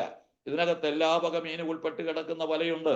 പക്ഷേ ദൈവം നമ്മെ എന്തിനു വിളിച്ചു, എന്നെ എന്തിനു വിളിച്ചു എന്ന യാഥാർത്ഥ്യം തിരിച്ചറിഞ്ഞ് ആ നിലകളിൽ ജീവിപ്പാൻ നമുക്ക് കഴിയുമെങ്കിൽ രക്ഷ വ്യക്തിപരമായതുകൊണ്ട്, നിത്യത നാം തന്നെ ഉത്സാഹത്തോടെ പ്രാപിക്കേണ്ടതായതുകൊണ്ട് നാം തന്നെ അതിൽ ഉത്സാഹിച്ചേ മതിയാവൂ എന്ന് പറയുവാൻ ഞാൻ ഇത്തരം ആഗ്രഹിക്കുക. ചുരുക്കത്തിൽ അന്ന് മുതലേ വേദപുസ്തകം ദൈവം എന്നെ പഠിപ്പിക്കാനായിട്ട് തുടങ്ങി. ഞാൻ ഒരുപാട് ആ കാലഘട്ടത്തിൽ ആഗ്രഹിച്ച ഒരു കാര്യമാണ് ബൈബിൾ കോളേജിൽ പോകണം, വചനം പഠിക്കണം എന്നുള്ളത്. ബൈബിൾ കോളേജിൽ പോകണമെന്നും വചനം പഠിക്കണമെന്നും ഒക്കെ ഒത്തിരി ആഗ്രഹിച്ചെങ്കിലും അന്നത്തെ എൻ്റെ സാഹചര്യം എന്ന് പറയുന്നത്, സാമ്പത്തികമായ നിലവാരം എന്ന് പറയുന്നത് വളരെ പരിതാപകരമാണ്. ഒരു ബുക്ക് വാങ്ങിച്ച് വായിക്കാൻ, അത് പിന്നെ പറയാം, ഒരു ബുക്ക് വാങ്ങിച്ച് റെഫർ ചെയ്യുവാൻ അന്നത്തെ എൻ്റെ സാമ്പത്തിക സ്ഥിതി എന്നെ അനുവദിക്കുന്നില്ല. അപ്പൊ ഞാനിത് ദൈവത്തോട് പറഞ്ഞു: കർത്താവ്, എനിക്ക് ബൈബിൾ കോളേജിൽ ഒന്ന് പോകണം, വചനം ഒന്ന് പഠിച്ചാൽ കൊള്ളാമെന്നൊരു ആഗ്രഹമുണ്ട്, എനിക്ക് എന്നെ ഒന്ന് സഹായിക്കണമേ, അതിനുള്ള വഴി തുറന്നു തരണമേ എന്ന് പ്രാർത്ഥിച്ചപ്പോൾ മുമ്പ് പറഞ്ഞതുപോലെ അന്ന് രാത്രിയിലും ദൈവം എനിക്കൊരു ദർശനം തന്നു. എന്നെ ഒരു വലിയ വീട്ടിലേക്ക് കൊണ്ടുപോയി. അവിടുത്തെ വലിയൊരു ഹാള് നിറച്ച് ബുക്ക് കൂട്ടിയിട്ടിരിക്കുക. ആ ഹാള് നിറച്ച് ബുക്ക് കിടക്കുമ്പോൾ എന്നോട് പറയുകയാണ്: നിനക്ക് ഇഷ്ടമുള്ള ബുക്ക് ഇതിനകത്തുനിന്ന് എടുത്തു, എത്ര എണ്ണം വേണമെങ്കിലും എടുക്കാം. ഞാൻ മണിക്കൂറുകൾ കണക്കിന് ആ ബുക്കുകളെന്ന് പരതിയിട്ടും എനിക്ക് ഇഷ്ടപ്പെട്ട മനസ്സിനിണങ്ങിയ ഒരു ബുക്ക് കിട്ടാതെ വന്നപ്പോൾ ഞാൻ അതിനകത്തുനിന്ന് അവസാനം ശലോമോന്റേതെന്ന് പേരുള്ള ഒരു ബുക്ക് കിട്ടി. ഞാൻ ആ ബുക്ക് കയ്യിലെടുത്തേച്ച് തിരിച്ചും മറിച്ചും നോക്കിയേച്ച് ഇങ്ങനെ പറഞ്ഞു, എനിക്കിത് മതിയെന്ന് പറഞ്ഞു. അപ്പൊ എനിക്ക് അദ്ദേഹം തരുന്ന മറുപടി, നിനക്കത് മതിയെന്നാണ്. അന്ന് മുതലാണ് എനിക്ക് മനസ്സിലായത്, ഞാൻ ബൈബിളുമായി ദൈവസന്നിധിയിൽ ഇരുന്നാൽ കർത്താവിന്റെ ആത്മാവിനെ പഠിപ്പിച്ചുകൊള്ളുമെന്ന പൂർണ്ണ ബോധ്യം എൻ്റെ അകത്ത് അന്നാണ് കൂടുതലായിട്ട് വന്നത്. ഇനി ഈ നിലകളിലാണ് അന്ന് മുതൽ ഇന്ന് വരെയും നിലനിൽക്കുന്നത് ദൈവത്തിന്റെ കരുണയാൽ. ഇതിന്റെ ഇടയ്ക്ക് മുമ്പ് ഞാൻ പറഞ്ഞതുപോലെ 10 മാസം കഴിഞ്ഞു, 1 വർഷമായപ്പോൾ ഞങ്ങൾ ഈ പ്രാർത്ഥനാ ഗ്രൂപ്പുകൾ ആഗ്രഹിച്ചു. ഇനി നമുക്കിങ്ങനെ പ്രാർത്ഥിച്ച് ഇടദിവസം നിന്നാൽ പോരല്ലോ, ഒരു ആരാധന സൺഡേ ആരംഭിക്കണമല്ലോ എന്നൊരു ചിന്ത വന്നു. ഞങ്ങൾ അതിനുവേണ്ടി പ്രാർത്ഥിച്ചു കൊണ്ടിരുന്നു. അങ്ങനെ പ്രാർത്ഥിച്ചു കൊണ്ടിരുന്നപ്പോൾ ദൈവാത്മാവ് തന്നെ കാണിച്ച ഒരു ദർശനത്തിന്റെ വെളിച്ചത്തില് ഞങ്ങളുടെ കൂട്ടായ്മയിൽ ഉണ്ടായിരുന്ന ഒരച്ചായന്റെ വീട്ടിൽ ഭവനത്തിന്റെ അകത്ത് ഞങ്ങൾ ഞായറാഴ്ച ആരാധന ആരംഭിച്ചു. നമ്മുടെ പണ്ട് മുമ്പ് പറഞ്ഞ ന്യൂ ഇന്ത്യയിലെ തമ്പിച്ചായന് വിശ്വാസത്തിൽ വന്ന കാലഘട്ടത്തിൽ ഒരു തെങ്ങേലിൽ അച്ഛൻ എന്ന് പറയുന്ന ഒരു അച്ഛൻ വിശ്വാസത്തിൽ വന്നായിരുന്നു. പിന്നെ അദ്ദേഹം തിരിച്ചുപോയി. ആ തെങ്ങേലിൽ അച്ഛൻ എന്ന് പറയുന്നത്, അല്ലെ മണലിത്ര അച്ഛൻ എന്ന് ഞങ്ങൾ പറയും, അദ്ദേഹത്തിന്റെ ഒരു അപ്പാപ്പന്റെ മോന്റെ വീട്ടിലാണ് ഞങ്ങൾ 92 ഈ ആരാധന ആരംഭിക്കുന്നത്. ഈ ആരാധന ആരംഭിച്ച ദൈവത്തിന്റെ കൃപയാൽ ഈ അടുത്ത സമയത്താണ് ആ ഭവനത്തിന്റെ അകത്തുനിന്ന് ഭവനത്തോട് ചേർന്ന് ഒരു ചെറിയ പ്രാർത്ഥന ഹോള് പണിത് അങ്ങോട്ട് ആരാധന മാറ്റിയത്. അതുവരെയും ആ ഭവനത്തിന്റെ അകത്തായിരുന്നു. അപ്പൊ ഞാൻ പറഞ്ഞു വന്നപ്പോൾ ഈ ആരാധന തുടങ്ങി അവിടെ ആരെങ്കിലും ഒരാൾ ലീഡ് ചെയ്യാൻ വേണം എന്നൊരു ആവശ്യം വന്നപ്പോൾ അവരെല്ലാം കൂടെ പറഞ്ഞു, ഒരു കാര്യം ചെയ്യും, ജോലി തന്നെ അങ്ങ് ആയിക്കോളാൻ പറഞ്ഞു. അങ്ങനെ ഞാൻ ലീഡ് ചെയ്യാൻ ആരംഭിച്ചു. അത് കഴിഞ്ഞപ്പോൾ 10 മിനിറ്റ് പ്രസംഗിക്കണമെന്നുള്ള ആ സാഹചര്യം വന്നു. അങ്ങനെ പ്രസംഗിക്കാൻ ആരംഭിച്ചു. അങ്ങനെ ദൈവത്തിന്റെ കൃപയാൽ 34 വർഷമായി ആ സഭയിലെ ഒരു ശുശ്രൂഷകനായി നിൽപ്പാനുള്ള ഭാഗ്യം, അതൊരു മഹാഭാഗ്യം ദൈവം എനിക്ക് തന്നു എന്ന് പറയാതിരിക്കാൻ നിവൃത്തിയില്ല. ഇതിനിടയിൽ രക്ഷിക്കപ്പെട്ടു. മുമ്പ് പറഞ്ഞതുപോലെ എനിക്ക് വരുമാനമൊന്നുമില്ല, ജോലിയില്ല, കുഞ്ഞുങ്ങൾ പഠിക്കുന്നു.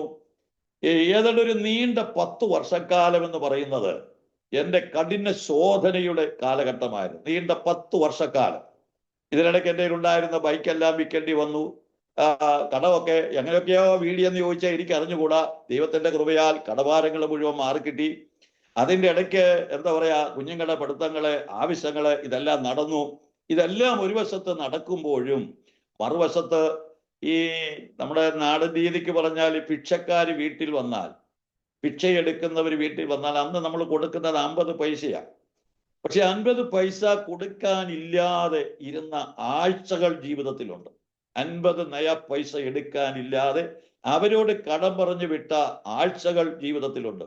പക്ഷെ തമ്പുരാന്റെ വലിയ കരുണ കൊണ്ട് ഈ കൊച്ചിന് മുട്ട് വരികയില്ല എന്ന് പറയാറുള്ളത് പോലെ ആഹാരത്തിന് ഒരു നേരം പോലും മുട്ട് വരാതെ ആകാശത്തിന്റെ കിളിവാതികളെ തുറന്ന് ആവശ്യമനുസരിച്ച് ദൈവ സമൃദ്ധിയായി അനുഗ്രഹിച്ച 10 വർഷങ്ങൾ ജീവിതത്തിൽ എനിക്ക് മറക്കാൻ പറ്റുന്നതല്ല. മാത്രമല്ല, ഞാൻ ഇന്നതുപോലെ ഓർക്കുന്ന 1-2 കാര്യങ്ങൾ മാത്രം പറയാം. കാരണം ഇങ്ങനെയുള്ള കഴിഞ്ഞ കാല കഷ്ടതകളെ കൂടുതൽ പറയാന് ഞാൻ ഇന്ന് വരെ ശ്രമിച്ചിട്ടില്ല. അത് ചിലർ ദുർവ്യാഖ്യാനം ചെയ്യുമെന്നത് കൊണ്ടാണ് ഞാൻ പലർക്കും സാക്ഷ്യം പോലും പറയാതിരിക്കുന്നത്. ഈ 10 വർഷത്തിനോടകം ഒരു 2-3 ദിവസത്തേക്ക് വീട്ടില് ആഹാരമുണ്ടോ ഇല്ല, ഒന്നുമില്ല എന്ന് വേണമെങ്കിൽ പറയാം. അപ്പൊ തൊട്ടടുത്തുള്ള വീട്ടിൽ നിന്ന് എൻ്റെ പ്രിയപ്പെട്ടവൾ ഒരു ഇരുന്നാഴി അരി, അന്നത്തെ കാലഘട്ടത്തിൽ ഇരുന്നാഴി അരി കടം മേടിച്ചു. എൻ്റെ വീട്ടില് ഒരു പ്ലാവ് ഉണ്ടായിരുന്നു കൊണ്ട് അതില് ചക്കയുണ്ടായിരുന്നു. ഈ ചക്കയും ഇട്ട് ഇരുന്നാഴി അരി, ചക്കയും വേവിച്ച് ഈ ഇരുന്നാഴി അരി 2-3 ദിവസം പോകണമെങ്കിൽ എന്തുമാത്രം പേര് ഇട്ടു എന്നുള്ളത് നമുക്കറിയാമല്ലോ. അത്രയും ഇട്ട് അതും കഞ്ഞിയും വെച്ച് വെളിച്ചെണ്ണ ഒഴിച്ച് മുളകും ചാലിച്ച് ഇതെല്ലാം കൂടെ കൂട്ടി ഞെരടി ഒരു 2-3 ദിവസങ്ങൾ ഞങ്ങൾ കഴിച്ചു. അപ്പോഴത്തേന് എനിക്ക് 3ാമത്തെ മോള് വന്നു.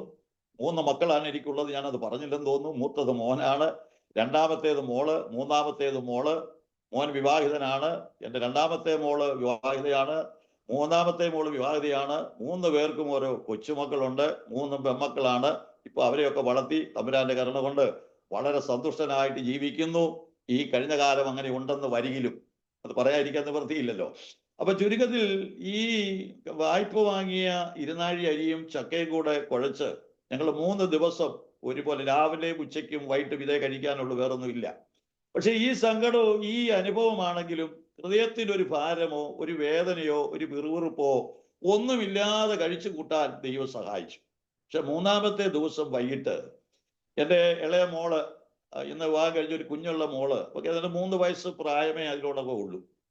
ഈ കുഞ്ഞ് ഈ പറഞ്ഞ സാധനം അന്ന് 3-ാമത്തെ ദിവസവും വൈകിട്ട് കഴിച്ചിട്ട് അവള് പോയി ബെഡേലോട്ട് വീഴുന്ന ഒരു കാഴ്ച ഞങ്ങൾ. അത് അവള് എങ്ങനെ തളർന്ന് വീഴുന്ന പോലെ ഒരു വീഴ്ചയാണ് എനിക്ക് അന്നേരം ഫീൽ ചെയ്തത്. ഈ 3 ദിവസവും ഇല്ലാതിരുന്ന ഒരു വലിയ വേദന എൻ്റെ അകത്തോട്ട് വന്നിട്ട് എൻ്റെ ഹൃദയം അങ്ങ് തകർന്നു. എൻ്റെ ദൈവമേ, ഇതെന്താണ് എന്നൊരു ചോദ്യം എൻ്റെ അകത്ത് വന്നു. എൻ്റെ കുഞ്ഞിൻ്റെ ക്ഷീണം കണ്ടപ്പോഴാണ് എനിക്ക് പ്രയാസം വന്നത്. അതുവരെ എനിക്ക് അങ്ങനെ ഒരു ബുദ്ധിമുട്ടില്ലായിരുന്നു. ഭാഗ്യമെന്ന് പറയാം, ദൈവം അയച്ചിട്ട് ഒരു മനുഷ്യൻ വന്നു എന്ന് പറയുന്ന പോലെ ഒരു സഹോദരൻ അത് കഴിഞ്ഞപ്പോൾ ഇവിടെ കയറി വന്നു. ഈ സഹോദരൻ കയറി വന്നു, അല്പസമയം സംസാരിച്ചിരുന്നപ്പോൾ എങ്ങനെ മണത്തു എന്ന് എനിക്ക് അറിഞ്ഞുകൂടാ. ഇവിടെ ഒന്നുമില്ല, ഇവിടെ ഏതോ വല്ലാത്ത സാഹചര്യത്തിലാണ് പോകുന്നതെന്ന് വിശ്വാസ സഹോദരൻ തന്നെയാണ്, അദ്ദേഹത്തിന് മനസ്സിലായി. ഞാനിപ്പം വരാമെന്നും പറഞ്ഞ് അദ്ദേഹം പെട്ടെന്ന് മുറ്റത്തിറങ്ങി. അദ്ദേഹം അന്ന് സൈക്കിളിലാണ് വന്നത്. സൈക്കിളും എടുത്തുകൊണ്ട് പോയി. ഒരു അരമണിക്കൂർ കഴിഞ്ഞപ്പോൾ ഒരു സഞ്ചി നിറച്ച് അരിയും പഞ്ചസാരയും എന്താ പറയുക, അതിന് വേണ്ടുന്ന സാധനങ്ങളെല്ലാമായിട്ട് അദ്ദേഹം മടങ്ങി വന്നു. ഞാൻ ചോദിച്ചു, ഇതെന്താ? അതെ, എനിക്ക് പെട്ടെന്ന് തോന്നി, ഞാൻ മേടിച്ചുകൊണ്ട് വന്നതേ ഉള്ളൂ എന്ന് പറയാൻ, മേടിച്ചെന്നുള്ളതേ ഉള്ളൂ പറഞ്ഞ് അങ്ങോട്ട് വെച്ചേച്ച് അദ്ദേഹം അങ്ങ് പോയി. ദൈവം ഒരുക്കിയ വഴികളുടെ ശ്രേഷ്ഠത എങ്ങനെ! ഇതുപോലെയാ ദൈവം എന്നെ ഇങ്ങനെ ആ 10 വർഷക്കാലം നടത്തിയത്. അന്ന് ദൈവത്തിന്റെ കരുതൽ ചത്താലും മറക്കാൻ പറ്റുകയാലും നമ്മൾ സാധാരണ പറയുന്ന പോലെ മറക്കാൻ പറ്റുന്ന കാര്യങ്ങളല്ല. ഒരു ദിവസം ഇതുപോലെ ഞങ്ങൾ പ്രാർത്ഥിച്ചുകൊണ്ടിരിക്കുക, ഞാനും വൈഫും. കുഞ്ഞുങ്ങൾ ഇതിൻ്റെ ഇടയ്ക്ക് പഠിക്കുന്നുണ്ട്, അവരുടെ കാര്യങ്ങളൊക്കെ നടക്കുന്നുണ്ട്. ഇതല്ലേ എങ്ങനെയാണെന്ന് ചോദിച്ചാൽ എനിക്കറിയത്തില്ല, എല്ലാം അങ്ങ് നടന്നു എന്ന് മാത്രമേ എനിക്ക് പറയാനുള്ളൂ. അപ്പോൾ അന്ന് ഞങ്ങൾ പ്രാർത്ഥിച്ചുകൊണ്ടിരിക്കുമ്പോൾ ഒന്നുമില്ല ഈ പറഞ്ഞ പോലെ. അപ്പൊ എൻ്റെ വൈഫ് പ്രാർത്ഥന കഴിഞ്ഞപ്പോൾ എന്നോട് ചോദിച്ചു, ഇങ്ങനെ ഇരുന്നാൽ കാര്യം നടക്കുന്നത് എങ്ങനെയാ? ദൈവം നൂലെ കെട്ടി ഇറക്കി തരുമോ എന്ന് ചോദിച്ചു. അവിടെ വിശ്വാസം കൊണ്ട് ചോദിച്ചതല്ല, എങ്കിലും എന്നെ ദൈവം ഒന്ന് പരീക്ഷിച്ചതാണെന്ന് എനിക്ക് മനസ്സിലായി. ഞാൻ പറഞ്ഞു, ദൈവം നൂലെ കെട്ടി ഇറക്കി തരുമെന്ന് പറഞ്ഞു. ഇത് പറഞ്ഞു തീരുന്ന മാത്രയിൽ എൻ്റെ കഥയിൽ ഒരാൾ വന്ന് മുട്ടുന്നു. ആ മുട്ടിയിട്ട് വേണ്ട പപ്പ തന്നു വിട്ടാന്നും പറഞ്ഞ പയ്യന് അന്ന് ഒരു 50 രൂപ, അന്ന് 50 രൂപ എന്നൊക്കെ പറഞ്ഞാൽ വലിയതാ. മുമ്പേ പറഞ്ഞാൽ 50 പൈസ കയ്യിലെടുക്കാൻ ഇല്ലാത്തവൻ 50 രൂപ കിട്ടിയാൽ ഇന്ന് 5 ലക്ഷം കിട്ടുന്ന ഒരു തുല്യമാണ്. അപ്പൊ അത് പപ്പ തന്നു വിട്ടാന്നും പറഞ്ഞ് എൻ്റെ കയ്യിലോട്ട് കൊണ്ടെത്തന്നു. ഞാൻ സ്വോത്രം പറഞ്ഞ് മേടിച്ചേച്ച് തിരിച്ചെൻ്റെ പ്രിയപ്പെട്ടവരോട് ചോദിച്ചു, തമ്പുരാൻ നൂലെ കെട്ടി ഇറക്കുമോ എന്ന് ചോദിച്ചു. അങ്ങനെ നൂലെ കെട്ടി ഇറക്കി ദൈവം ഞങ്ങളെ നടത്തിയിട്ടുണ്ട്. ഈ 10 വർഷത്തിനോടകം ഒരു ദിവസം രാവിലെ ഇത് പറഞ്ഞതുപോലെ ഒന്നും ഭക്ഷിക്കാനില്ല, ഒരു വകുപ്പുമില്ല. പക്ഷെ ആരോടും പരാതിയില്ല. അന്ന് രാവിലെ എഴുന്നേറ്റു, സാധാരണ ചെയ്യുന്ന പോലെ പ്രാഥമിക കാര്യങ്ങളെല്ലാം നടത്തി. എന്തോ ചെയ്തുകൊണ്ടിരിക്കുമ്പോൾ അത് ഞങ്ങളുടെ പോസ്റ്റ്മാൻ നേരത്തെ വന്നു. എൻ്റെ ഓർമ്മ ശരിയാണെങ്കിൽ ഒരു 9 മണിയായപ്പോഴേ പോസ്റ്റ്മാൻ വന്നെന്ന് എൻ്റെ ഒരു ചിന്ത. അല്ലെ ചിലപ്പോൾ സ്വല്പം കൂടെ നീണ്ടു പോയി കാണും. എൻ്റെ ജീവിതത്തിൽ ആദ്യമായിട്ട് ഒരു മണി ഓർഡർ എന്നാണ് കിട്ടുന്നത്. 500 രൂപയുടെ അന്നത്തെ ഒരു മണി ഓർഡർ. അപ്പൊ ഇങ്ങനെയൊക്കെ ദൈവം എന്നെ നടത്തി. പറയാൻ പോയാൽ ഞാൻ മുമ്പ് പറഞ്ഞില്ലേ, ചിലരൊക്കെ ചിന്തിക്കും വേറെ വല്ല ചിന്ത വരുമോ എന്നുള്ള പേടികൊണ്ടാ. പക്ഷെ ഇങ്ങനെയൊക്കെ നടത്തിയ ആ ഒരു 10 വർഷങ്ങൾ എന്ന് പറയുന്നത് എൻ്റെ ജീവിതത്തിൽ വലിയ പരിശീലനമായിരുന്നു. കാരണം ഞാന് ഭൗതികമായി ദരിദ്രനായി, വിശ്വാസം മറ്റേതിൽ നിന്ന് വിഴന്നു. അതുകൊണ്ട് തന്നെ എൻ്റെ ചാർച്ചയിൽപ്പെട്ടവരായാലും സ്നേഹിതന്മാരായാലും പഴയ ഒരു സഹകരണങ്ങളോ സ്നേഹമോ ആ നിലകളിൽ പലരും കാണിക്കാതായി. സങ്കീർത്തനക്കാരൻ പറയുന്ന പോലെ മരിച്ചവരെ പോലെ എന്നെ മറന്നു കളഞ്ഞ അനുഭവങ്ങളുണ്ട്. എൻ്റെ അപ്പനും അമ്മയെ ഉപേക്ഷിച്ചിരിക്കുന്നു എന്ന് പറയുന്ന അനുഭവം എൻ്റെ ജീവിതത്തിലുണ്ട്. പക്ഷെ ഇതെല്ലാം ഉണ്ടായിട്ടും ദൈവത്തിന്റെ വലിയ കരുണ കൊണ്ട് യാതൊരു വേദനയുമില്ലാതെ ബുദ്ധിമുട്ടുമില്ലാതെ സന്തോഷം അനുഭവിച്ച് ദൈവത്തിന്റെ വചനം പാനം ചെയ്ത് ഭക്ഷിച്ചും ജീവിപ്പാനുള്ള ഒരു വലിയ ദൈവകൃപ കർത്താവ് ഞങ്ങൾക്ക് തന്നായിരുന്നു. അതിനിടയ്ക്ക് ഈ പറഞ്ഞ പോലെ കൂട്ടായ്മകളും ഇങ്ങനെയുള്ള കാര്യങ്ങളും ഉണ്ട്. ഈ ചെറിയ ചെറിയ തോതിൽ അവിടെയും ഇവിടെയൊക്കെ ആയിട്ട് ശുശ്രൂഷയ്ക്കായിട്ട് പിന്നെ ചെറിയ തോതിൽ കടന്നു പോകാനായിട്ട് തുടങ്ങി. അങ്ങനെ കടന്നു പോകുന്ന പശ്ചാത്തലം പറഞ്ഞാൽ പോലും അന്ന് ഞാൻ ഇപ്പോഴും ഓർത്ത ദൈവസന്നിധിയിൽ ദുഃഖിച്ച് ചിലപ്പോൾ കരയാറുണ്ട്. കാരണം എന്ന് ചോദിച്ചാൽ അന്ന് എവിടെയെങ്കിലും ഒരു ശുശ്രൂഷയ്ക്ക് ആരെങ്കിലും വിളിച്ചാൽ അന്നത്തെ രീതി അനുസരിച്ച് ഒരു 50 രൂപ കിട്ടും. ഈ 50 രൂപ മേടിക്കാൻ വണ്ടിക്കൂലി കൊടുത്ത് പോകാൻ എൻ്റെ കയ്യിലില്ല. കടം മേടിച്ച് വണ്ടിക്കൂലി കൊടുത്ത് പോകുന്നത് ഈ 50 രൂപ കിട്ടുമല്ലോ എന്ന് വിചാരിച്ച. വാസ്തവത്തിൽ അന്ന് ശുശ്രൂഷയ്ക്കൊക്കെ പോകുമ്പോൾ ഈ 50 രൂപയ്ക്ക് വേണ്ടി പോയ ഒരനുഭവം എൻ്റെ ജീവിതത്തിലുണ്ട്. എനിക്ക് തുറന്നു പറയുന്നതിന് യാതൊരു മടിയുമില്ല. കാരണം എന്തെന്ന് ചോദിച്ചാൽ, അന്ന് എനിക്ക് ശുശ്രൂഷയല്ല വലുത്, അന്ന് എനിക്ക് 50 രൂപയാണ് വലുത്. പക്ഷെ പിന്നത്തേതിൽ എനിക്കതിനെക്കുറിച്ച് വലിയ കുറ്റബോധം ഉണ്ടായി. ഞാൻ ദൈവസന്നിധിയിൽ ഒത്തിരി കരഞ്ഞിട്ടുണ്ട്. കർത്താവേ, അന്ന് എൻ്റെ അറിവില്ലായ്മ കൊണ്ട് സംഭവിച്ച ക്ഷമിക്കണമേ. പക്ഷെ ഇന്ന് ദൈവത്തിന്റെ കൃപയാൽ അതിനെല്ലാം മാറ്റം വരുത്തി. പിന്നെ മുൻപോട്ട് വന്നാല് ഈ അന്ന് സ്നേഹിതന്മാരായിട്ട് ചില ശുശ്രൂഷകന്മാരൊക്കെ ഉണ്ടായിരുന്നു. ഈ സ്നേഹിതന്മാരായിട്ടുള്ള ശുശ്രൂഷകന്മാർ പല ആവർത്തി എന്നോട് ബുദ്ധി ഉപദേശിച്ചിട്ടുണ്ട്.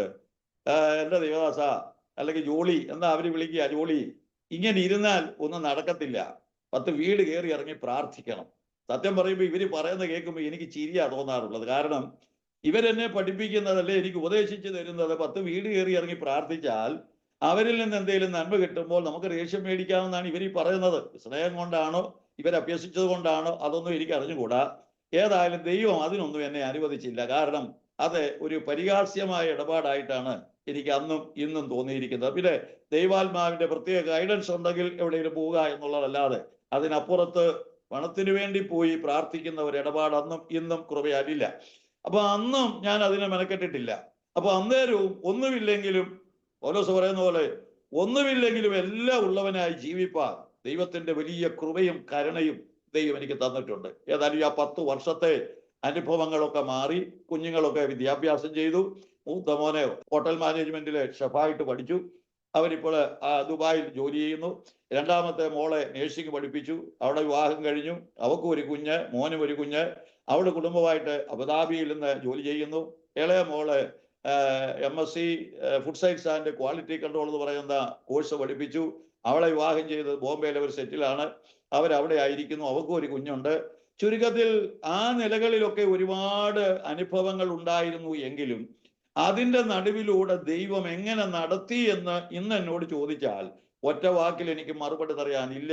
എല്ലാം ദൈവത്തിന്റെ ശുദ്ധ കൃപ, സ്നേഹം, കരുണ എന്ന് മാത്രമേ എനിക്ക് അവകാശപ്പെടാനുള്ളൂ. ഞാൻ പറഞ്ഞല്ലോ, എൻ്റെ നന്മ കൊണ്ടോ നീതി കൊണ്ടോ വിശുദ്ധ ജീവിതം കൊണ്ടോ വിശ്വസ്തത കൊണ്ടോ അല്ല, ദൈവത്തിന്റെ കരുണ. ആ കരുണയാണല്ലോ കൃപയാൽ നമ്മെ രക്ഷിച്ചത്, നീതീകരിച്ചത്, കൃപയിലേക്ക് നടത്തുന്നത്, പ്രവേശിപ്പിച്ചത്.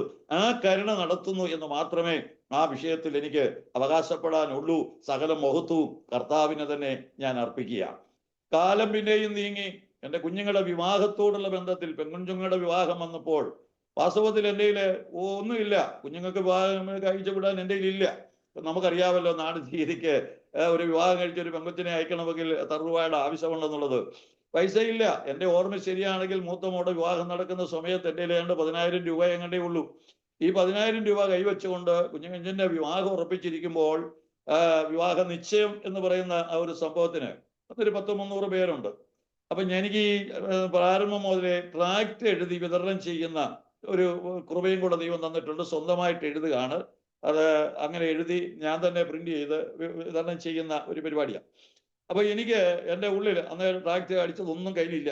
അപ്പൊ എൻ്റെ ഉള്ളിൽ ഒരു പ്രേരണ ഇങ്ങനെ വരുന്നു, ട്രാക്ട് അടിക്കണം. അടിച്ചും വെച്ച് ഈ വിവാഹ നിശ്ചയത്തിന് വരുന്ന എല്ലാവർക്കും ഓരോന്ന് കൊടുക്കണം. അവരുടെ പ്ലേറ്റിന്റെ കൂടെ ഇതുകൂടെ വെക്കണം. വാസ്തവത്തിൽ എൻ്റെ 10 രൂപയേ ഉള്ളൂ. അന്ന് 10,000 രൂപയ്ക്ക് 10,000 ട്രാക്ട് അടിക്കണമെങ്കിൽ ഏതാണ്ട് 6,000 രൂപ ചെലവാ. അപ്പൊ ഈ 10,000-ൽ നിന്ന് 6,000 രൂപ തടിച്ച ബാക്കി 4,000 ഉള്ളൂ. അപ്പൊ 10 കൂടെ 2 കൂടെ കൂട്ടാനിരിക്കുമ്പോൾ എൻ്റെ ഉള്ളിൽ ഇങ്ങനെ പ്രേരണ വന്നു. പ്രേരണ വന്നു കഴിഞ്ഞപ്പോൾ അടുത്ത എൻ്റെ അകത്ത് വന്നത് ഇതൊരു പരീക്ഷയാണെന്ന്. വാസ്തവത്തിൽ ഈ പരീക്ഷയാണ് ഇതിൻ്റെ അകത്ത് വന്നപ്പോൾ തന്നെ ഞാൻ ചാടി ഓർഡർ കൊടുത്തു. 10,000 ട്രാക്ട് വേണം, ഇന്ന ട്രാക്ട്. അവർ ട്രാക്ട് അടിച്ചു തന്നു. 6,000 രൂപ എന്നതിൻ്റെ ചെലവാണ്. 6,000 രൂപ കൊടുത്തു, മേടിച്ചു. ആ കർത്തൃ ദിവസം ഞാൻ ചർച്ചിച്ചെന്താ ചെയ്യും, വിഷയം പറഞ്ഞു, ഇന്ന പോലെയാണ്, നിങ്ങൾ പ്രാർത്ഥിച്ചോണം. പക്ഷെ ഒരു കാര്യത്തിൽ എനിക്ക് ഉറപ്പുണ്ട്, കുഞ്ഞിൻ്റെ വിവാഹം കഴിഞ്ഞ് ഒരു ബുള്ളറ്റ് മേടിക്കാനുള്ള പൈസ ദൈവം എനിക്ക് ബാക്കി തരാമെന്ന് പറഞ്ഞിട്ടുണ്ട് എന്ന് ഞാൻ പറഞ്ഞു. അപ്പൊ ഇവർക്കങ്ങ് അത്ഭുതമായി. കാരണം കയ്യിലൊന്നും ഇല്ല. അവർക്ക് എന്നെ അറിയാം, എനിക്ക് അവരെ അറിയാം. സഭയിൽ നേരത്തെ ഉണ്ടായിരുന്നവരെ ദശാംശം തരാനോ സ്വോത്രകാഴ്ച പോലും ഇല്ലായിരുന്നു. കാരണം എന്നേക്കാൾ വല്ലാത്തൊരനുഭവത്തിലാണ് അവർ പോകുന്നത്. അപ്പൊ അങ്ങോട്ടും ഇങ്ങോട്ടും പിന്നെ ഞങ്ങളെ അങ്ങോട്ട് ചക്കയുള്ളവർ ചക്ക കൊടുക്കും, മാങ്ങ ഉള്ളവർ മാങ്ങ കൊടുക്കും, തേങ്ങ ഉള്ളവർ തേങ്ങ കൊടുക്കും. ഇങ്ങനെ പങ്കുവെച്ചുള്ള ഒരു ജീവിതമായിരുന്നു അന്ന്. ആരുടെയിലും പൈസ ഇല്ല. ആ സമയത്താണ് ഞാൻ പറയുന്നത്, എൻ്റെ കുഞ്ഞിൻ്റെ വിവാഹം കഴിഞ്ഞ് ഒരു ബുള്ളറ്റ് മേടിക്കുക. അന്ന് 1,4 ലക്ഷം രൂപ. ബുള്ളറ്റ് മേടിക്കാനുള്ള കാശ് എനിക്ക് ബാക്കി കിട്ടുമെന്ന് പറഞ്ഞപ്പോൾ സത്യത്തിൽ അവർ ചിരിച്ചു. സാറാ ചിരിച്ച പോലെ അവർ ചിരിച്ചു. വിവാഹം കഴിഞ്ഞപ്പോൾ അതിലൊരു സഹോദരൻ എന്നോട് ചോദിച്ചു, ബുള്ളറ്റിനുള്ള കാശ് ഉണ്ടോ എന്ന് ചോദിച്ചു. ഞാൻ പറഞ്ഞു 1.25 ലക്ഷം രൂപ കൃത്യമായിട്ട് എല്ലാം കഴിഞ്ഞിട്ട് ഇപ്പോൾ ബാക്കി എൻ്റെ കയ്യിലുണ്ട്. പക്ഷെ ഞാൻ ബുള്ളറ്റ് മേടിക്കുന്നില്ല. ബുള്ളറ്റിനല്ല ദൈവം അത് തന്നത്, അത് വേറെ കാര്യത്തിനാണെന്ന് പറഞ്ഞ് ഞാൻ ആ നിലകളിൽ ആ പൈസ ചെലവാക്കി. ചുരുക്കത്തിൽ ഞാൻ പറഞ്ഞത്, ആവശ്യമറിഞ്ഞ് ആകാശത്തിന്റെ കിളിവാതിൽ തുറന്ന് ദൈവം അന്നു മുതൽ ഇന്ന് വരെയും ക്രിസ്തുവിൽ ജയോത്സവമായി എന്നെ വഴി നടത്തുന്നു എന്ന് പറയുന്നതിൽ എനിക്ക് യാതൊരു മടിയുമില്ല. എല്ലാ മഹത്വവും ഞാൻ കർത്താവിനെ അർപ്പിക്കുക. ഞാൻ ഈ പറയുന്ന സാക്ഷ്യം ഒരു പക്ഷെങ്കിൽ എൻ്റെ പ്രിയപ്പെട്ടവർ പലരും കേൾക്കുമ്പോൾ ഞാൻ ഇങ്ങനെയൊക്കെ ആയിരുന്നു എന്ന് അവര് പോലും അറിയുന്നത് ചിലപ്പോൾ ഇതിൽ കൂടെ കേൾക്കുമ്പോഴാണ്. കാരണം ഒരു മനുഷ്യനോട് അന്നും ഇന്നും ഒരിക്കലും ഒരു സങ്കടമോ ഒരു ദാരിദ്ര്യമോ ഒരാവശ്യമോ ചോദിച്ചു പോകാൻ ദൈവം എന്നെ അനുവദിച്ചിട്ടില്ല. സകല മഹത്വം ഞാൻ വീണ്ടും കർത്താവിന് കൊടുക്കുക. ചുരുക്കത്തില് ഇങ്ങനെ മുന്നോട്ട് വന്നു. ചിലടത്ത് മുമ്പേ പറഞ്ഞ പോലെ ചില ശുശ്രൂഷകളൊക്കെ അവിടെ ഇവിടെയൊക്കെ ആയിട്ട് ദൈവം തന്നു. അങ്ങനെ നമ്മുടെ എറണാകുളത്ത് തീരപ്രദേശത്ത് എന്നെ ടി വിക്ക് പരിചയപ്പെടുത്തിയ ഞാൻ പറഞ്ഞ കാവാലം വിജു പാർഷ് എന്ന് പറയുന്ന തോമസ്, അദ്ദേഹത്തിന്റെ സഭയില് തീരപ്രദേശത്തായിരുന്നു, കണ്ണമാലി എന്ന് പറയുന്ന സ്ഥലത്ത്. അവിടെ ഞാൻ ഇടയ്ക്കിടയ്ക്ക് ശുശ്രൂഷയ്ക്കായിട്ട് കടന്നു പോകാൻ എങ്ങനെയോ ഞാൻ അവിടെ എത്തപ്പെട്ടതാണ്. അദ്ദേഹത്തിന്റെ അനിയത്തിയും ഹസ്ബൻഡും ഗുജറാത്തിലെ രാജ്കോട്ടിലെ IPCയിൽ അവർ ശുശ്രൂഷിച്ചുകൊണ്ടിരിക്കുന്ന കാലഘട്ടമാണ്. ഇപ്പൊ 2005 ഡിസംബർ മാസം അവിടെ ഒരു 21 ദിവസം വാട്സപ്പ് പ്രാർത്ഥനയില് അവസാനത്തെ ഒരു 10 ദിവസത്തേക്ക് അവർക്ക് ഒരാളിനെ വേണമെന്ന് മുമ്പ് സൂചിപ്പിച്ച തോമസ് വാഷോട് വിളിച്ചു പറഞ്ഞു. അദ്ദേഹം പെട്ടെന്ന് എൻ്റെ പേര് കൊടുത്തു. അവരെന്നെ വിളിച്ചു. ഞാൻ അന്നാണ് കൃപയാൽ കേരളം വിട്ട് ഒരു ശുശ്രൂഷയ്ക്കായിട്ട് കടന്നു പോകുന്നത്, വളരെ ഭയത്തോടാണ്. ഇതിനിടയ്ക്ക് ഒരു 10-28 യൗവനക്കാരെ നമ്മുടെ പല എന്താ പറയാ ഡിനോമിനേഷൻ കീഴിലുള്ള, അതായത് പെന്തക്കോസ്തുകാരും അല്ലാത്തവരുമായുള്ളവരെ 28 പേരെ ദൈവവചനം പഠിപ്പിക്കുന്ന ഒരു ഒരു ഒരു ഒരു ഒരു സാഹചര്യം ദൈവം ഒരുക്കി തന്നു. അങ്ങനെ അവരെ പഠിപ്പിച്ചു. അവരിൽ പലരും ഇന്ന് മിഷണറിമാരായിട്ട് UK വരെ മിഷണറിമാരായിട്ട് പോയിട്ടുള്ളവരുണ്ട്, അരുണാചൽ പ്രദേശിലുണ്ട്. അവരെല്ലാം ഓർത്തിയ ദൈവത്തെ സ്തുതിക്കുക. അപ്പൊ ഞാൻ പറഞ്ഞു വന്നത്, ഞാൻ കുഞ്ഞുങ്ങളോട് പറഞ്ഞു, എൻ്റെ മക്കളെ ഇന്ന പോലെ എന്നെ ഗുജറാത്തിൽ നിന്ന് ഒരു കോള് വന്നിരിക്കുന്നു, ഞാൻ എന്ത് ചെയ്യണം? കാരണം എനിക്ക് ആലോചിച്ചിട്ട് തന്നെ പറ്റുന്നില്ല, എനിക്ക് പേടിയാ, കാരണം ഞാൻ അങ്ങനെ പോയിട്ടില്ലല്ലോ. അവരെന്നെ പ്രോത്സാഹിപ്പിച്ചു. ജോളിച്ചാൻ ധൈര്യമായിട്ട് പോകുമോ, ജോളിച്ചാൻ ചെന്താ ദൈവം ഉപയോഗിച്ചോളൂ എന്ന് പറഞ്ഞു. അവരുടെ ആ ഒരു പ്രോത്സാഹനം കൊണ്ടാണ് 2005 ഡിസംബർ മാസത്തില് ഞാൻ രാജ്കോട്ട് വരുന്നു. അവിടെ 10 ദിവസം കൃപയാൽ ശുശ്രൂഷിച്ചു. അതിനുശേഷം ഗുജറാത്തിൽ പല സ്റ്റേറ്റുകളിൽ ഡിസ്ട്രിക്റ്റിൽ ഞാൻ വന്നിട്ടുണ്ട്, പല ചർച്ചുകളിലും വന്നിട്ടുണ്ട്. സത്യത്തിൽ അതിനുശേഷമാണ് അവിടെ ഇവിടെയൊക്കെ ജോളി പാഷ് എന്ന് പറയുന്ന ആൾ ആരാണെന്ന് അറിയാനായിട്ട് തുടങ്ങിയത്. ഇപ്പോഴും അധികം പേര് അറിയണമെന്നുള്ള നിർബന്ധമൊന്നും എനിക്കില്ല. എങ്കിലും ദൈവത്തിന്റെ ഓരോ വഴികൾ, ഓരോ മുഖാന്തരങ്ങളെ ഞാൻ ഓർത്ത് അതൊക്കെ പറഞ്ഞു എന്നുള്ളതേ ഉള്ളൂ. ആ സാക്ഷ്യം ഇത് തന്നെ എൻ്റെ ജീവിതത്തിൽ ദൈവം തന്ന ഒരു വലിയ മുഖാന്തരമായിട്ട് ഞാൻ കാണുന്നുണ്ട്. അതുകൊണ്ടാണ് ഞാൻ ആവർത്തിച്ചു പറയുന്നത്, സകല മഹത്വവും കർത്താവിന് മാത്രമാണ്. ഇപ്പോൾ ദൈവത്തിന്റെ കൃപയാൽ 34 വർഷമായി ശുശ്രൂഷയിലായിരിക്കുന്നു. കുഞ്ഞുങ്ങൾ ദൈവത്തിന്റെ കൃപയാൽ എല്ലാവരും അവരുടേതായ നിലകളിൽ എത്തപ്പെട്ട് കഴിഞ്ഞു. ഇത് എനിക്കും പ്രായം ഇത്രയൊക്കെ ആയി. മുമ്പേ ഞാൻ പറഞ്ഞതുപോലെ രക്ഷിക്കപ്പെട്ട് ജീവിതത്തിലോട്ട് വന്നു കഴിഞ്ഞപ്പോ എനിക്ക് എൻ്റെ ദേശത്തുള്ളവരോടെല്ലാം സുവിശേഷം അറിയിക്കണമെന്നൊരു വലിയ ദാഹം അങ്ങോട്ട് വന്നു. ഈ ദാഹം അങ്ങോട്ട് വന്നിട്ട് എങ്ങനെ അറിയിക്കുക? അപ്പൊ നമ്മുടെ ഈ രാവിലെ പ്രഭാതത്തിൽ ഈ മൈക്ക് വെച്ച് കെട്ടി ഇങ്ങനെ പ്രസംഗിക്കുന്ന ഒരു രീതി ഞങ്ങളുടെ അടുത്തുള്ള ഒരു കത്തോലിക്ക പള്ളിയിൽ ഒരു അച്ഛന് ഉണ്ടായിരുന്നു.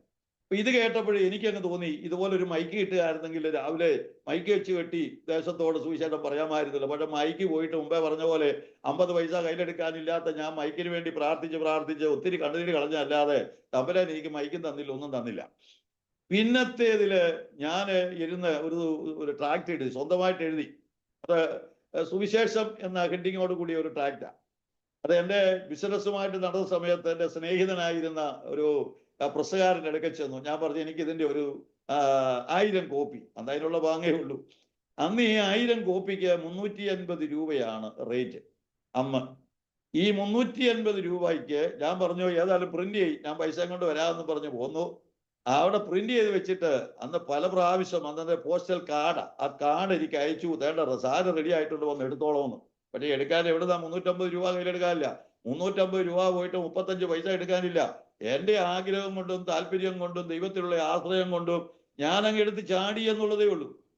ഇരുന്ന് കരയാൻ തുടങ്ങി. ഞാൻ പല മാന്യന്മാരെ, ഞങ്ങളുടെ ദേശത്തുള്ളവരെ ഞാൻ സമീപിച്ചു. ഞാൻ പറഞ്ഞു, എനിക്ക് അത്യാവശ്യമായിട്ട് ഒരു 350 രൂപ. ആരും തന്നില്ല, എല്ലാവരും മുഖം മറച്ചു. കാരണം ഞാൻ ചെന്ന് ചോദിക്കുമ്പോൾ അവരെല്ലാം ദരിദ്രന്മാരാ. അങ്ങനെ ഈ 350 രൂപയ്ക്ക് വേണ്ടി ഞാൻ ആഴ്ചകൾ ദൈവസന്നിധിയിൽ നിലവിളിച്ചു. കർത്താവ് ദൈവത്തിന്റെ കൃപയാൽ ആ 350 രൂപ തന്നു. അത് പോയി കൊടുത്ത് ടാക്സി മേടിച്ചുകൊണ്ട് വന്നിട്ട് ഞങ്ങളുടെ ചർച്ചിലുണ്ടായിരുന്ന പിള്ളേരെ എല്ലാം കൂടെ സംഘടിപ്പിച്ച് അവരോട് പറഞ്ഞു, ഇവിടെയുള്ള എല്ലാ വീടുകളിലും കയറി ഇറങ്ങി ഈ ട്രാക്ട് കൊടുക്കണം എന്ന് പറഞ്ഞു. അങ്ങനെ അവര് എല്ലായിടത്തും കൊടുത്തപ്പോൾ എനിക്ക് സത്യം പറഞ്ഞ ഒരു സമാധാനം ഉണ്ടായി. എന്നിട്ടും എൻ്റെ ആഗ്രഹം തീർന്നില്ല. ഈ ആഗ്രഹം തീരാതെ വന്നപ്പോൾ വീണ്ടും ട്രാക്ട് എഴുതണമെന്നുള്ള ഒരു ആഗ്രഹം വന്നു. അങ്ങനെ മരണത്തിന്റെ മരണം എന്നൊരു ട്രാക്ട് എഴുതി. അത് കഴിഞ്ഞ് ഞാനിത് പറയാതിരുന്നാൽ എന്ന് പറയുന്ന ഒരു ട്രാക്ട് എഴുതി. അതൊക്കെ ദൈവത്തിന്റെ കൃപയാൽ ഒരു 2.5-3 ലക്ഷം കോപ്പി അതെല്ലാം സ്വന്തമായിട്ട് അച്ചടിച്ച് കൊടുക്കുന്ന വരുമാനം അനുസരിച്ചല്ലേ നമുക്ക് പറ്റുള്ളൂ. അടിച്ച് കൊടുക്കാൻ ദൈവത്തിന്റെ കൃപയാൽ ദൈവം സഹായിച്ചു. ഇതും കൂടാതെ ഈ അന്നത്തെ എൻ്റെ ആഗ്രഹത്തെ, ദേശത്തോടെ സുവിശേഷം അറിയിക്കണം, സത്യവചനം വിളിച്ചു പറയണമെന്നുള്ള ആ വലിയ ആഗ്രഹം എൻ്റെ അകത്ത് കിടന്നത് ഇപ്പോഴും എൻ്റെ അകത്ത് കിടപ്പുണ്ട്. കാരണം ഈ അടുത്ത സമയത്ത് 2 കൊരിന്ത്യർ ലേഖനം 4-5 3-4-5 അധ്യായങ്ങൾ ഇങ്ങനെ വായിച്ചു വന്നപ്പോൾ ക്രിസ്തുവിന് പകരം സ്ഥാനാപതികളായി ഞങ്ങള് അപേക്ഷിക്കുന്നു എന്ന് പൗലോസ് പറയുന്ന ഒരു പദം എൻ്റെ അകത്ത് കത്തി. അപേക്ഷിക്കുന്നു എന്നാ പറയാ. ദൈവത്തോട് നിരന്നുകൊള്ളുവീനെന്ന് അപേക്ഷിക്കുന്നു എന്നൊരു പദം.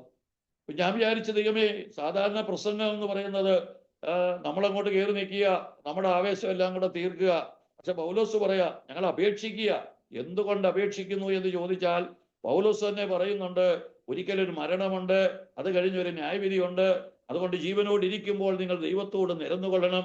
കാരണം പൗലോസ് അത് പറയുമ്പോൾ 4-ാമത്തെ വാക്യത്തിൽ പറയുന്നുണ്ട്, ദൈവപ്രതിമയായ ക്രിസ്തുവിന്റെ തേജസ്സുള്ള സുവിശേഷത്തിന്റെ പ്രകാശനം ശോഭിക്കാതിരിപ്പാൻ അവിശ്വാസികളുടെ മനസ്സിനെ സാത്താൻ കുരുടാക്കി വെച്ചിരിക്കുക. ഈ കുരുട്ട് കണ്ണുകളെ നമ്മുടെ അഭ്യാസം കൊണ്ടോ അതല്ലെങ്കിൽ നമ്മുടെ മാനുഷികമായ തന്ത്രങ്ങൾ കൊണ്ടോ തുറക്കാൻ സാധ്യമല്ലെന്ന് വ്യക്തതയോടെ മനസ്സിലാക്കിയ പൗലോസ് അപേക്ഷിച്ചു പറയുക. ഈ അപേക്ഷ എന്ന വാക്കിന്റെ അകത്ത് കയറിയപ്പോൾ എനിക്ക് വീണ്ടും താല്പര്യം വന്നു, ദൈവമേ, എങ്ങനെയെങ്കിലും 4 പേരോടെങ്കിലും ഈ തീയിൽ നിന്നൊന്ന് വലിച്ചെടുത്ത് രക്ഷിപ്പാൻ ഒരു വഴി എനിക്ക് താ, ഒരിക്കലൊരു മുഖാന്തരം താ എന്നുള്ള ചിന്ത എൻ്റെ അകത്ത് കിടക്കുകയും പ്രാർത്ഥിക്കുകയും ചെയ്തതിന്റെ ഫലമായിട്ട് ഏതാണ്ട് 1 വർഷം ആയി ഞാനിങ്ങനെ ചെറിയ ചെറിയ കാര്യങ്ങൾ കിട്ടുന്നതനുസരിച്ച് സംഘടിപ്പിക്കാൻ തുടങ്ങി.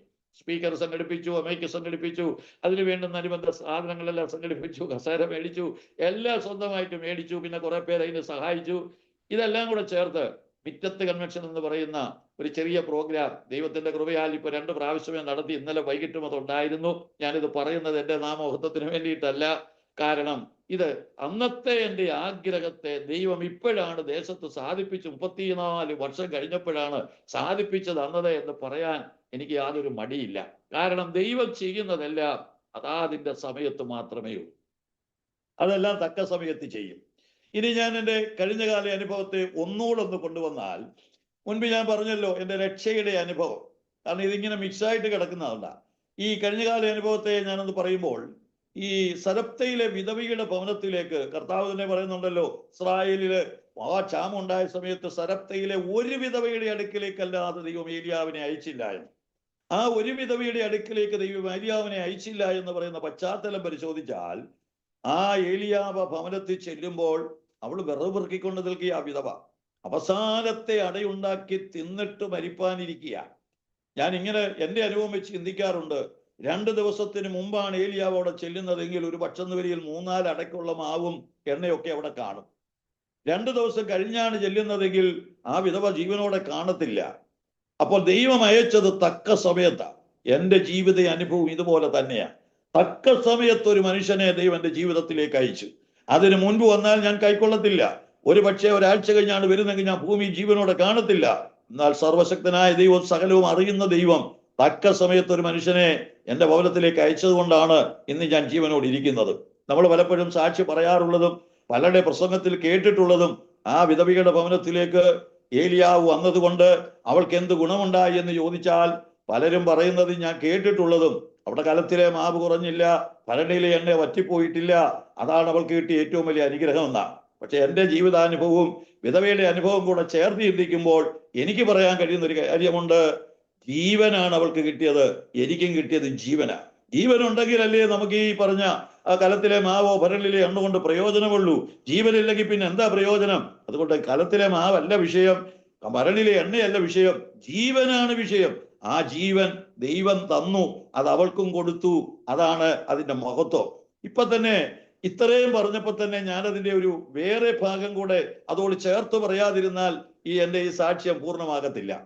അതായത് നമ്മള് ലൂക്കോസ് 15 വായിക്കുന്ന മുടിയൻ പുത്രൻ എന്ന് പറയുന്ന കഥാപാത്രത്തെ ശ്രദ്ധിച്ചാൽ എല്ലാം നഷ്ടപ്പെടുത്തി, എല്ലാം നശിപ്പിച്ചു. അവസാനം ഉപജീവനത്തിന് വഴിയില്ലാതെ, ഭക്ഷിപ്പാൻ ആഹാരമില്ലാതെ തൊഴിലന്വേഷിച്ച് നടന്നവരെ വയലിൽ പന്നിയെ തീറ്റുന്ന വേല കിട്ടി. അവിടെ എഴുതിയിരിക്കുന്ന വാക്ക് ശ്രദ്ധിച്ചാൽ പന്നിക്ക് കൊടുക്കുന്ന വാളവര കൊണ്ട്, അതിന്റെ തീറ്റയായ വാളവര കൊണ്ട് പോലും തന്റെ വിശപ്പടക്കാൻ, വയറ് നിറപ്പാൻ കഴിയാതെ വന്നപ്പോൾ ആ മുടിയൻപുത്രൻ എന്ന് പറയുന്ന കഥാപാത്രം പറയുന്ന ഒരു കാര്യമുണ്ട്. എൻ്റെ അപ്പന്റെ ഭവനത്തിൽ കൂലിക്കാരി പോലും ഭക്ഷണം കഴിച്ച് ശേഷിപ്പിക്കുന്നു, ഞാനോ ഇവിടെ വിശപ്പ് കൊണ്ട് നശിക്കുന്നു. എന്നിട്ട് അടുത്ത വാക്ക് പറയുന്നത്, ഞാൻ എൻ്റെ അപ്പന്റെ ഭവനത്തിലോട്ട് ചെന്നിട്ട് ഞാൻ എൻ്റെ അപ്പനോട് പറയും, അപ്പാ, സ്വർഗത്തോട് നിന്നോട് ഞാൻ പാപം ചെയ്തു, നിന്നെ മകനെന്ന് വിളിക്കപ്പെടാനുള്ള യോഗ്യത എനിക്കില്ല, അതുകൊണ്ട് കൂലിക്കാരിൽ ഒരുത്തനെ പോലെ എന്നെ ആക്കണമേ. ആ വാക്കിന്റെ അർത്ഥം, ദൈവാത്മാവ് എന്നെ പഠിപ്പിച്ചത്, അവനിപ്പോൾ മകനാകണമെന്നും ആഗ്രഹമില്ല, പഴയ അപ്പൻ പഴയ പോലെ അംഗീകരിക്കണമെന്നും ആഗ്രഹമില്ല. ആ വ്യക്തിയെ സംബന്ധിച്ച് തൻ്റെ വിശപ്പാണ് ഇപ്പൊ വിഷയം. ആ വിശപ്പിന് എന്തെങ്കിലും ആഹാരം കിട്ടണമെന്നതിനപ്പുറമായിട്ട് താൻ ഒന്നും പ്രതീക്ഷിക്കുന്നില്ല. ഈ പ്രതീക്ഷയോട് കൂടിയാണ് ആ മനുഷ്യൻ അപ്പന്റെ ഭവനത്തിലേക്ക് ചെല്ലുന്നത്. എൻ്റെ ജീവിതവും അതിന് സമാനമാണ്. ഞാൻ ഈ കർത്താവിനെ അന്ന് അല്ലെങ്കിൽ ഉപവസിക്കാം, അല്ലെ പ്രാർത്ഥിക്കാമെന്ന് ആഗ്രഹിച്ചത്, തീരുമാനിച്ചത്, വാസ്തവത്തിൽ എൻ്റെ കടം മാറണം, എനിക്ക് ഉപജീവനത്തിലുള്ള വഴി തുറക്കണം, അതിൻ്റെ അപ്പുറത്ത് ഇത്ര വലിയൊരു രക്ഷയുണ്ടെന്നോ നിത്യതയുണ്ടെന്നോ ജീവന്റെ പുസ്തകത്തിൽ പേരുണ്ടെന്നോ സ്വർഗനരകങ്ങളുണ്ടെന്നോ എന്ന യാതൊരു ബോധ്യത്തോടു കൂടിയല്ല, ദൈവത്തിന്റെ മകനായി തീരുമെന്നുള്ള ഒരു ബോധ്യത്തോടു കൂടിയേ അല്ല, മറിച്ച് എനിക്ക് കാര്യം സാധിക്കണം.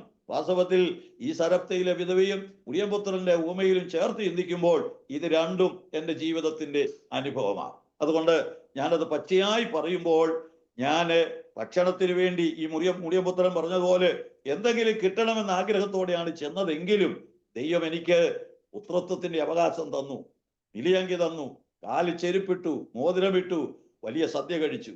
ആ മഹാഭാഗ്യമാണ് ഏറ്റവും വലിയ ഭാഗ്യമെന്ന് തിരിച്ചറിയുവാൻ കർത്താവിന്റെ കൃപയാൽ ദൈവം എനിക്ക് ഭാഗ്യം തന്നു.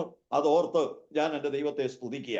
മുമ്പ് ഞാൻ സൂചിപ്പിച്ച പോലെ കഴിഞ്ഞകാല അനുഭവങ്ങളിൽ ആ 10 വർഷത്തില് ഞാൻ എൻ്റെ ഒരു സ്നേഹിതൻ, എൻ്റെ ബാല്യകാല സ്നേഹിതൻ, അദ്ദേഹം സൗദി അറേബ്യയിൽ നിന്ന് നാട്ടി വന്നു.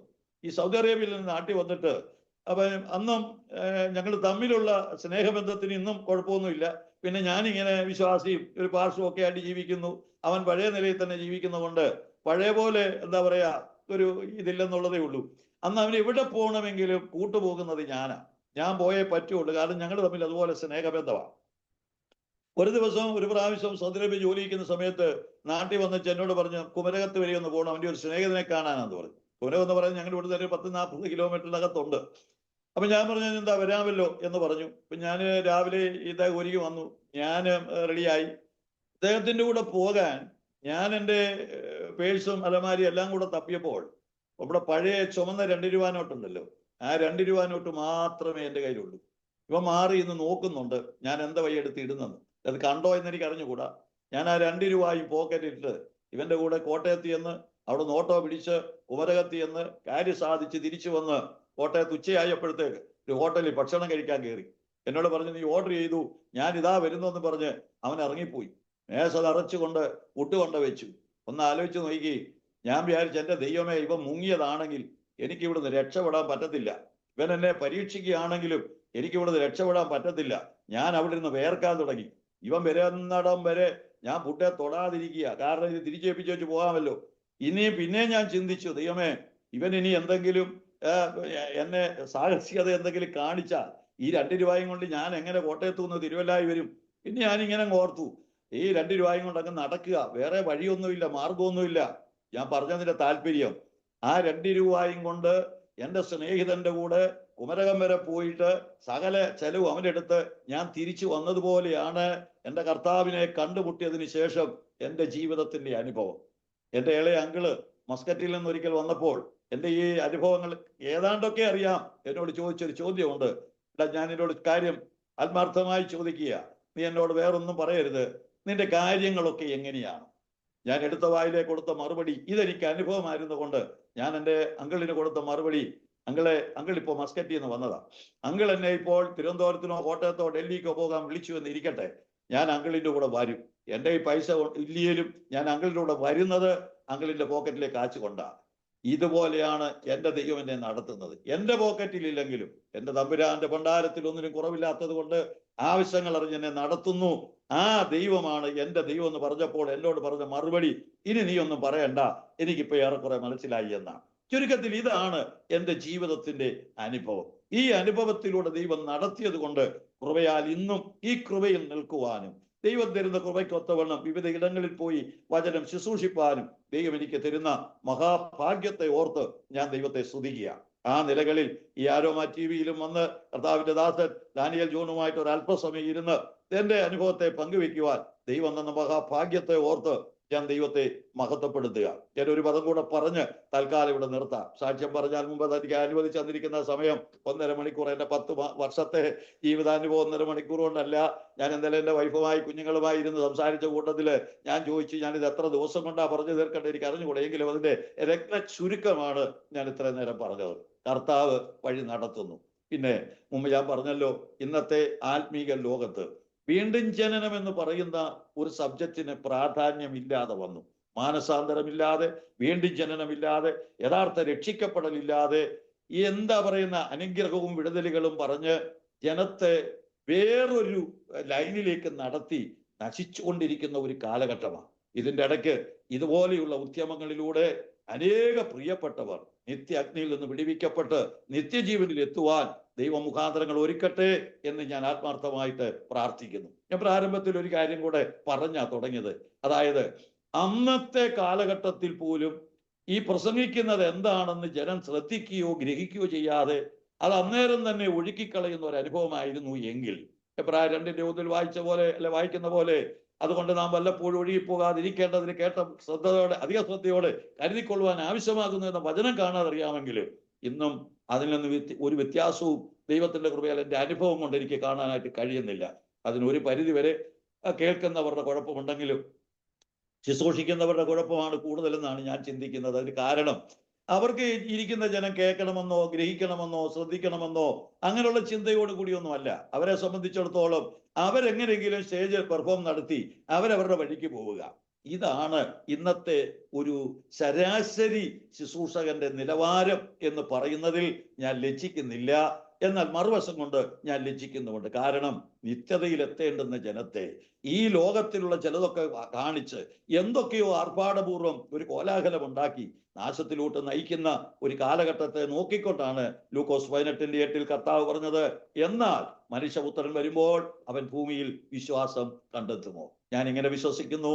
ആ കാലഘട്ടം ഞാനും ദൈവദാസനും ഒക്കെ ഉൾപ്പെട്ട് നിൽക്കുന്ന ഈ കാലഘട്ടമാണ്. ഞാൻ ഈ അടുത്ത സമയത്തും എവിടെയോ ശുശ്രൂഷിച്ചപ്പോൾ ഇങ്ങനെ പറഞ്ഞു, നമുക്കൊന്നും മരിക്കാൻ നേരമില്ല, നമ്മൾ ജീവനോട് ഇരിക്കുമ്പോൾ തന്നെ നമ്മുടെ കർത്താവ് മടങ്ങി വരും. ഇവിടെ നിന്ന് എങ്ങനെങ്കിലും ആ കാഹളം ധനിക്കുമ്പോൾ, മരിച്ചവർ രക്ഷയിലായി ഉയർക്കുമ്പോൾ, ജീവനോടിരിക്കുന്നവർ രൂപാന്തരം പ്രാപിക്കുമ്പോൾ, ആകാശമേഘങ്ങളിൽ എടുക്കപ്പെട്ട് കർത്താവിനോട് കൂടെ വാഴുവാൻ ഒരു ഉത്സാഹം നമുക്കുണ്ടാകണം. അതുകൊണ്ട് നമ്മുടെ വിളിയും തെരഞ്ഞെടുപ്പും ഉറപ്പാക്കിക്കൊണ്ട് മുൻപോട്ട് നീങ്ങുവാൻ കർത്താവിന്റെ കേൾവിക്കാരെയും സഹായിക്കട്ടെ എന്ന് പ്രാർത്ഥിക്കുകയും ആശംസിക്കുകയും ചെയ്തുകൊണ്ട് എൻ്റെ വാക്കുകളെ, എൻ്റെ അനുഭവ സാക്ഷ്യങ്ങളെ ഞാൻ ഇവിടെ നിർത്തുന്നു. കർത്താവ് നിങ്ങളെ എല്ലാവരെയും ധാരാളമായി അനുഗ്രഹിക്കട്ടെ. ഒരു വാക്ക് ഞാൻ പ്രാർത്ഥിക്കട്ടെ. പരിശുദ്ധ ദൈവമേ, സ്വർഗീയ നല്ല പിതാവേ, നല്ല സമയത്തിനായി ഞങ്ങൾ അങ്ങേക്ക് സ്തോത്രം ചെയ്യുന്നു. ഇങ്ങനെ ഒരു സാവകാശം ഞങ്ങളുടെ ജീവിതത്തിൽ തന്നതിനായി ഞങ്ങൾ ദൈവത്തെ മഹത്വപ്പെടുത്തുന്ന കർത്താവേ, എൻ്റെ മാന്യ ശ്രോതാക്കളെ അപ്പൻ്റെ കരങ്ങളിലേക്ക് ഞങ്ങൾ ഏൽപ്പിച്ച് പ്രാർത്ഥിക്കുക. ദൈവമേ, സത്യത്തെ തിരിച്ചറിഞ്ഞു സത്യമറിയും, സത്യം നിങ്ങളെ സ്വതന്ത്രരാക്കുമെന്ന വചന പ്രകാരം സുവിശേഷത്തിന്റെ സത്യം തിരിച്ചറിഞ്ഞ് യഥാർത്ഥ മാനസാന്തര അനുഭവത്തിലൂടെ വീണ്ടും ജന്മത്തിലൂടെ നിത്യത പ്രാപിപ്പാൻ ചിലരെയെങ്കിലും സ്വർഗം ഒരുക്കിയെടുക്കണമേ എന്ന് ഞങ്ങൾ ദൈവത്തോട് പ്രാർത്ഥിക്കുന്നു. ആരോമ ടിവിക്കായി അതിന്റെ പിന്നിൽ പ്രവർത്തിക്കുന്ന പ്രിയപ്പെട്ടവർക്കായി കർത്താവിന്റെ ദാസൻ ഡാനിയൽ ജോണിനായി ഞാൻ ദൈവത്തോട് പ്രാർത്ഥിക്കുന്നു. കർത്താവേ, നിന്റെ കുഞ്ഞുങ്ങളുടെ ഈ ശുശ്രൂഷ ഏറ്റവും അനുഗ്രഹമായി മാറുവാൻ സ്വർഗം സഹായിക്കണമേ. അനേകർക്ക് ഇത് രക്ഷയ്ക്കും നിത്യതയ്ക്കും കാരണമാകുവാൻ സ്വർഗത്തിലെ ഇവിടെ വരുത്തണമേ എന്ന് ദൈവത്തോട് പ്രാർത്ഥിക്കുന്നു. എല്ലാ നന്മകൾക്കായി സ്തോത്രം ചെയ്യുന്നു. എല്ലാവരെയും താഴ്ത്തുന്നു. മഹത്വം മുഴുവൻ അവിടുത്തേക്ക് യേശുവിന്റെ നാമത്തിൽ അപേക്ഷിക്കുന്നത് സ്വർഗപിതാവേ, അവിടുന്ന് കേൾക്കുമാറാകണമേ. ആമേൻ. ആമേൻ. താങ്ക് യു കർത്താവിൻ്റെ വിലപ്പെട്ട ദാസൻ പാസ്റ്റർ KM ജോളി പാസ്റ്റർ. ഇത്രത്തോളം സമയം ദൈവം നടത്തിയ അത്ഭുതകരമായ വഴികളെക്കുറിച്ച് ദൈവനാമ മഹത്വത്തിന് വേണ്ടി അരോമ ടിവിയുടെ ശ്രോതാക്കളോടൊപ്പം പങ്കുവയ്ക്കുവാൻ സ്വർഗത്തിലെ ദൈവം കൃപ ചെയ്തത് ഓർത്ത് ഞാൻ ദൈവത്തിന് മഹത്വം കരയേറ്റുന്നു. ജനിച്ച് വളർത്തപ്പെട്ടതായ പശ്ചാത്തലത്തിൽ നിന്ന് വാസ്തവത്തിൽ കർത്താവായ യേശു ക്രിസ്തുവിനെ കണ്ടുമുട്ടുവാനിടയായി തീർന്ന ആ ജീവിതാനുഭവങ്ങൾ പങ്കുവയ്ക്കുവാൻ ദൈവം സഹായിച്ചത് ഓർത്ത് ഞാൻ ദൈവത്തിന് നന്ദിയോടെ സ്തോത്രം ചെയ്യുന്നു. ഒരു പക്ഷെങ്കിൽ ആ ജനിച്ച് വളർത്തപ്പെട്ട ആ ഒരു പാരമ്പര്യത്തിലും വിശ്വാസത്തിലും ജീവിതം മുന്നോട്ട് പോയിരുന്നു എങ്കിൽ ഇന്ന് ഇങ്ങനൊരു സാക്ഷ്യം പറയുവാൻ ഒരു പക്ഷെങ്കിൽ ഒരാൾ ജീവിച്ചിരിപ്പുണ്ടായിരുന്നോ എന്ന് പോലും സംശയം തോന്നുകയാണ്. കാരണം വിശ്വാസത്തിലേക്ക് വന്നിട്ട് പോലും പല സന്ദർഭങ്ങളിൽ മുന്നോട്ട് പോകാൻ കഴിയാത്ത അവസ്ഥ ജീവിതത്തിലേക്ക് കടന്നു വന്നു. ആ നിലയിൽ പിശാച് തകർത്ത് കളയുവാൻ വലിയ ഒരു കല്ലുപോലെ കല്ലിൻ്റെ കീഴിൽ അമർന്നു പോകുന്നത് പോലെയുള്ള ഭാരവുമായിട്ട് പിശാച് ഓങ്ങി മുന്നിൽ നിന്നപ്പോൾ അതിൻ്റെ നടുവിൽ നിന്ന് അതിൻ്റെ കീഴിൽ നിന്ന് കർത്താവ് പിടിച്ചു മാറ്റി എന്ന് വേണം പറയുക. ഒരു പക്ഷെങ്കിൽ കുടുംബം പോലും ഇന്ന് മായ്ക്കപ്പെടുന്ന ഒരു സ്ഥിതിയിലേക്ക് വരുമായിരുന്നു. എന്നാൽ അതിനൊക്കെ ദൈവം അത്ഭുതകരമായ വിടുതൽ തന്ന് അനുഗ്രഹിക്കപ്പെട്ട സാക്ഷ്യം പ്രസ്താവിക്കുവാൻ, അനേകരോട് സുവിശേഷം പറയുവാൻ, പ്രാർത്ഥിക്കുവാൻ, ട്രാക്റ്റ് വിതരണം ചെയ്യുവാൻ, ഇടിവിൽ നിൽക്കുവാൻ, ശക്തമായി കർത്താവിന് വേണ്ടി പ്രയോജനപ്പെടുവാൻ ദൈവം ഇന്ന് ഉപയോഗിക്കത്തക്ക തലത്തിലേക്ക് ദൈവം സ്ഥിതി മാറ്റി, അതിരുകളെ വിശാലമാക്കി, സഹോദരന്മാരെക്കാൾ മാന്യനാക്കി ദൈവം ആദരിച്ചു. ദൈവത്തിൻ്റെ ആ മഹാ സ്നേഹത്തെ ഓർത്ത് ദൈവത്തിന് സ്തോത്രം ചെയ്യുന്നു. മാതാപിതാക്കന്മാർക്ക് ആ അനുഭവത്തിലേക്ക് പൂർണ്ണമായിട്ട് ഈ ഒരു അവസ്ഥയിൽ എത്തിച്ചേരുവാൻ കഴിഞ്ഞില്ല എന്നുള്ള ദുഃഖസത്യവും ഇത്തരുണത്തിൽ ഓർക്കുന്നു. അവരുടെ നടുവിൽ നിന്ന് ദൈവത്തിൻ്റെ ആ വിശേഷ തിരഞ്ഞെടുപ്പ് എത്ര ഭയങ്കരമാണ്. അത് ദൈവത്തിൻ്റെ തിരഞ്ഞെടുപ്പ് എന്നല്ലാതെ മറ്റെന്ത് പറയേണ്ടു. ഒരുപക്ഷെങ്കിൽ ദാവീദിൻ്റെ സഹോദരന്മാരായിരിക്കാം രാജസ്ഥാനത്തേക്ക് വരേണ്ടതെന്ന് അവരൊക്കെ ചിന്തിച്ചു. പക്ഷേ ദൈവം തിരഞ്ഞെടുത്തത് കാട്ടിൽ അപ്പൻ്റെ ആടുകളെ മേയിച്ചു കൊണ്ടിരുന്ന സഹോദരന്മാർക്ക് വേണ്ടാത്ത ആ ദാവീദിനെ ആണ്. നമ്മിൽ ചിലരെയൊക്കെ ദൈവം തിരഞ്ഞെടുക്കുന്നത് മറ്റുള്ളവർക്ക് ഒരു പക്ഷെങ്കിൽ നമ്മൾ ഒരു അവഗണനയോ നിന്ദാപാത്രമോ ആയിരിക്കുമ്പോഴും ദൈവത്തിന് നാം പ്രിയ മക്കളായി, ദൈവത്തിന് പ്രിയ പുരുഷനായി നാം തീരുക എന്നുള്ളതാണ്. ആ ഒരു അനുഭവത്തിലേക്ക് കർത്താവിൻ്റെ ദാസനെ ദൈവം തിരഞ്ഞെടുത്ത ആ വലിയ പദ്ധതിക്കായിട്ട് ഞാൻ ദൈവത്തിന് സ്തോത്രം ചെയ്യുന്നു. കർത്താവ് അനുഗ്രഹിക്കട്ടെ. പിശാചിനോ ആത്മഹത്യക്കോ മറ്റ് പാപവഴികൾക്കോ പാരമ്പര്യത്തിനോ വിട്ടുകൊടുക്കാതെ ജീവൻ്റെ പുസ്തകത്തിൽ പേരെഴുതി മുൻനിരയിൽ നിർത്തുവാൻ ദൈവത്തിന് കൃപ തോന്നിയത് ഓർത്ത് ഞാൻ ദൈവത്തിന് സ്തോത്രം. സൗഖ്യത്തോടെ, ആരോഗ്യത്തോടെ, ദീർഘായുസോടെ തലമുറകളെയും അവരുടെ നന്മകളെയും അവരുടെ മക്കളെയും അവരുടെ കുടുംബങ്ങളെയും ഒക്കെ കണ്ട് അവരെയൊക്കെ നിത്യതയ്ക്കായി മുൻനിരയിൽ നിന്ന് നയിക്കുവാൻ ദൈവദാസനെ പിന്നെയും കർത്താവ് സഹായിക്കട്ടെ എന്ന് ഈ തരുണത്തിൽ ആശംസിക്കുന്നു, പ്രാർത്ഥിക്കുന്നു. അരോമ TV കടന്നു വന്ന് ഇത്രത്തോളം സമയം അനുഗ്രഹിക്കപ്പെട്ട സാക്ഷ്യം പങ്കുവയ്ക്കുവാൻ കർത്താവ് കൃപ ചെയ്തതിന് പ്രത്യേകം നന്ദി ദൈവദാസനോട് അറിയിക്കുന്നു. കർത്താവ് സഹായിക്കട്ടെ. പ്രേക്ഷകർക്ക് ഈ സാക്ഷ്യം ഒരു വേറിട്ട അനുഭവമായി തീർന്നു എന്ന് ഞങ്ങൾ വിശ്വസിക്കുകയാണ്. തീർച്ചയായിട്ടും നിങ്ങൾ കേട്ട ശേഷം നിങ്ങളുടെ പ്രിയപ്പെട്ടവർക്ക്, സുഹൃത്തുക്കൾക്ക് ഷെയർ ചെയ്ത് കൊടുക്കണം. മാത്രമല്ല, നിങ്ങളുടെ വലിയൊരു അഭിപ്രായങ്ങളും നിർദ്ദേശങ്ങളും കമൻറ്റ് ബോക്സിൽ രേഖപ്പെടുത്താൻ മറക്കരുത്. നിങ്ങൾക്കൊരു പ്രാർത്ഥനാ വിഷയമുണ്ടെങ്കിൽ സ്ക്രീനിൽ കാണുന്ന വാട്സപ്പ് നമ്പറിൽ ഞങ്ങളെ വിവരം അറിയിക്കുക. ഞങ്ങൾ നിങ്ങൾക്ക് വിശേഷിച്ചാൽ പ്രാർത്ഥിക്കുന്നു. എല്ലാ തിങ്കളാഴ്ചയും രാത്രി 9 മണി മുതൽ സാക്ഷ്യം പറഞ്ഞ പ്രിയപ്പെട്ടവരോടൊപ്പം നിങ്ങൾക്ക് പ്രാർത്ഥിക്കാൻ അവസരമുണ്ട്. നിങ്ങൾക്കും അതിൽ പങ്കാളികളാകാം. അടുത്ത അനുഗ്രഹിക്കപ്പെട്ട സാക്ഷ്യവും വചനചിന്തയുമായി നാം വീണ്ടും കൂടിക്കാണും വരെയും എല്ലാ പ്രിയപ്പെട്ടവർക്കും ഗുഡ് ബൈ.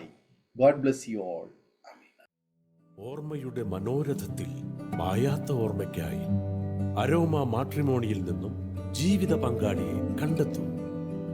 നിങ്ങൾ ഒരു ക്രിസ്തീയ ജീവിത പങ്കാളിയെ അന്വേഷിക്കുകയാണോ?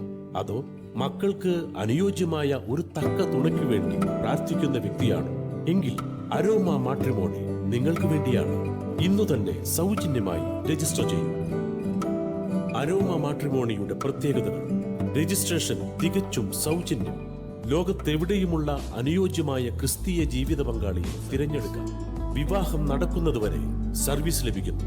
ഏറ്റവും ചെറിയ പാക്കേജുകളും തിരഞ്ഞെടുക്കാം. അരോമ മാട്രിമോണി നിങ്ങൾക്കായി ഒരുക്കുന്നു വിവാഹം പരമാനന്ദം. Email aroma matrimony2020@gmail.com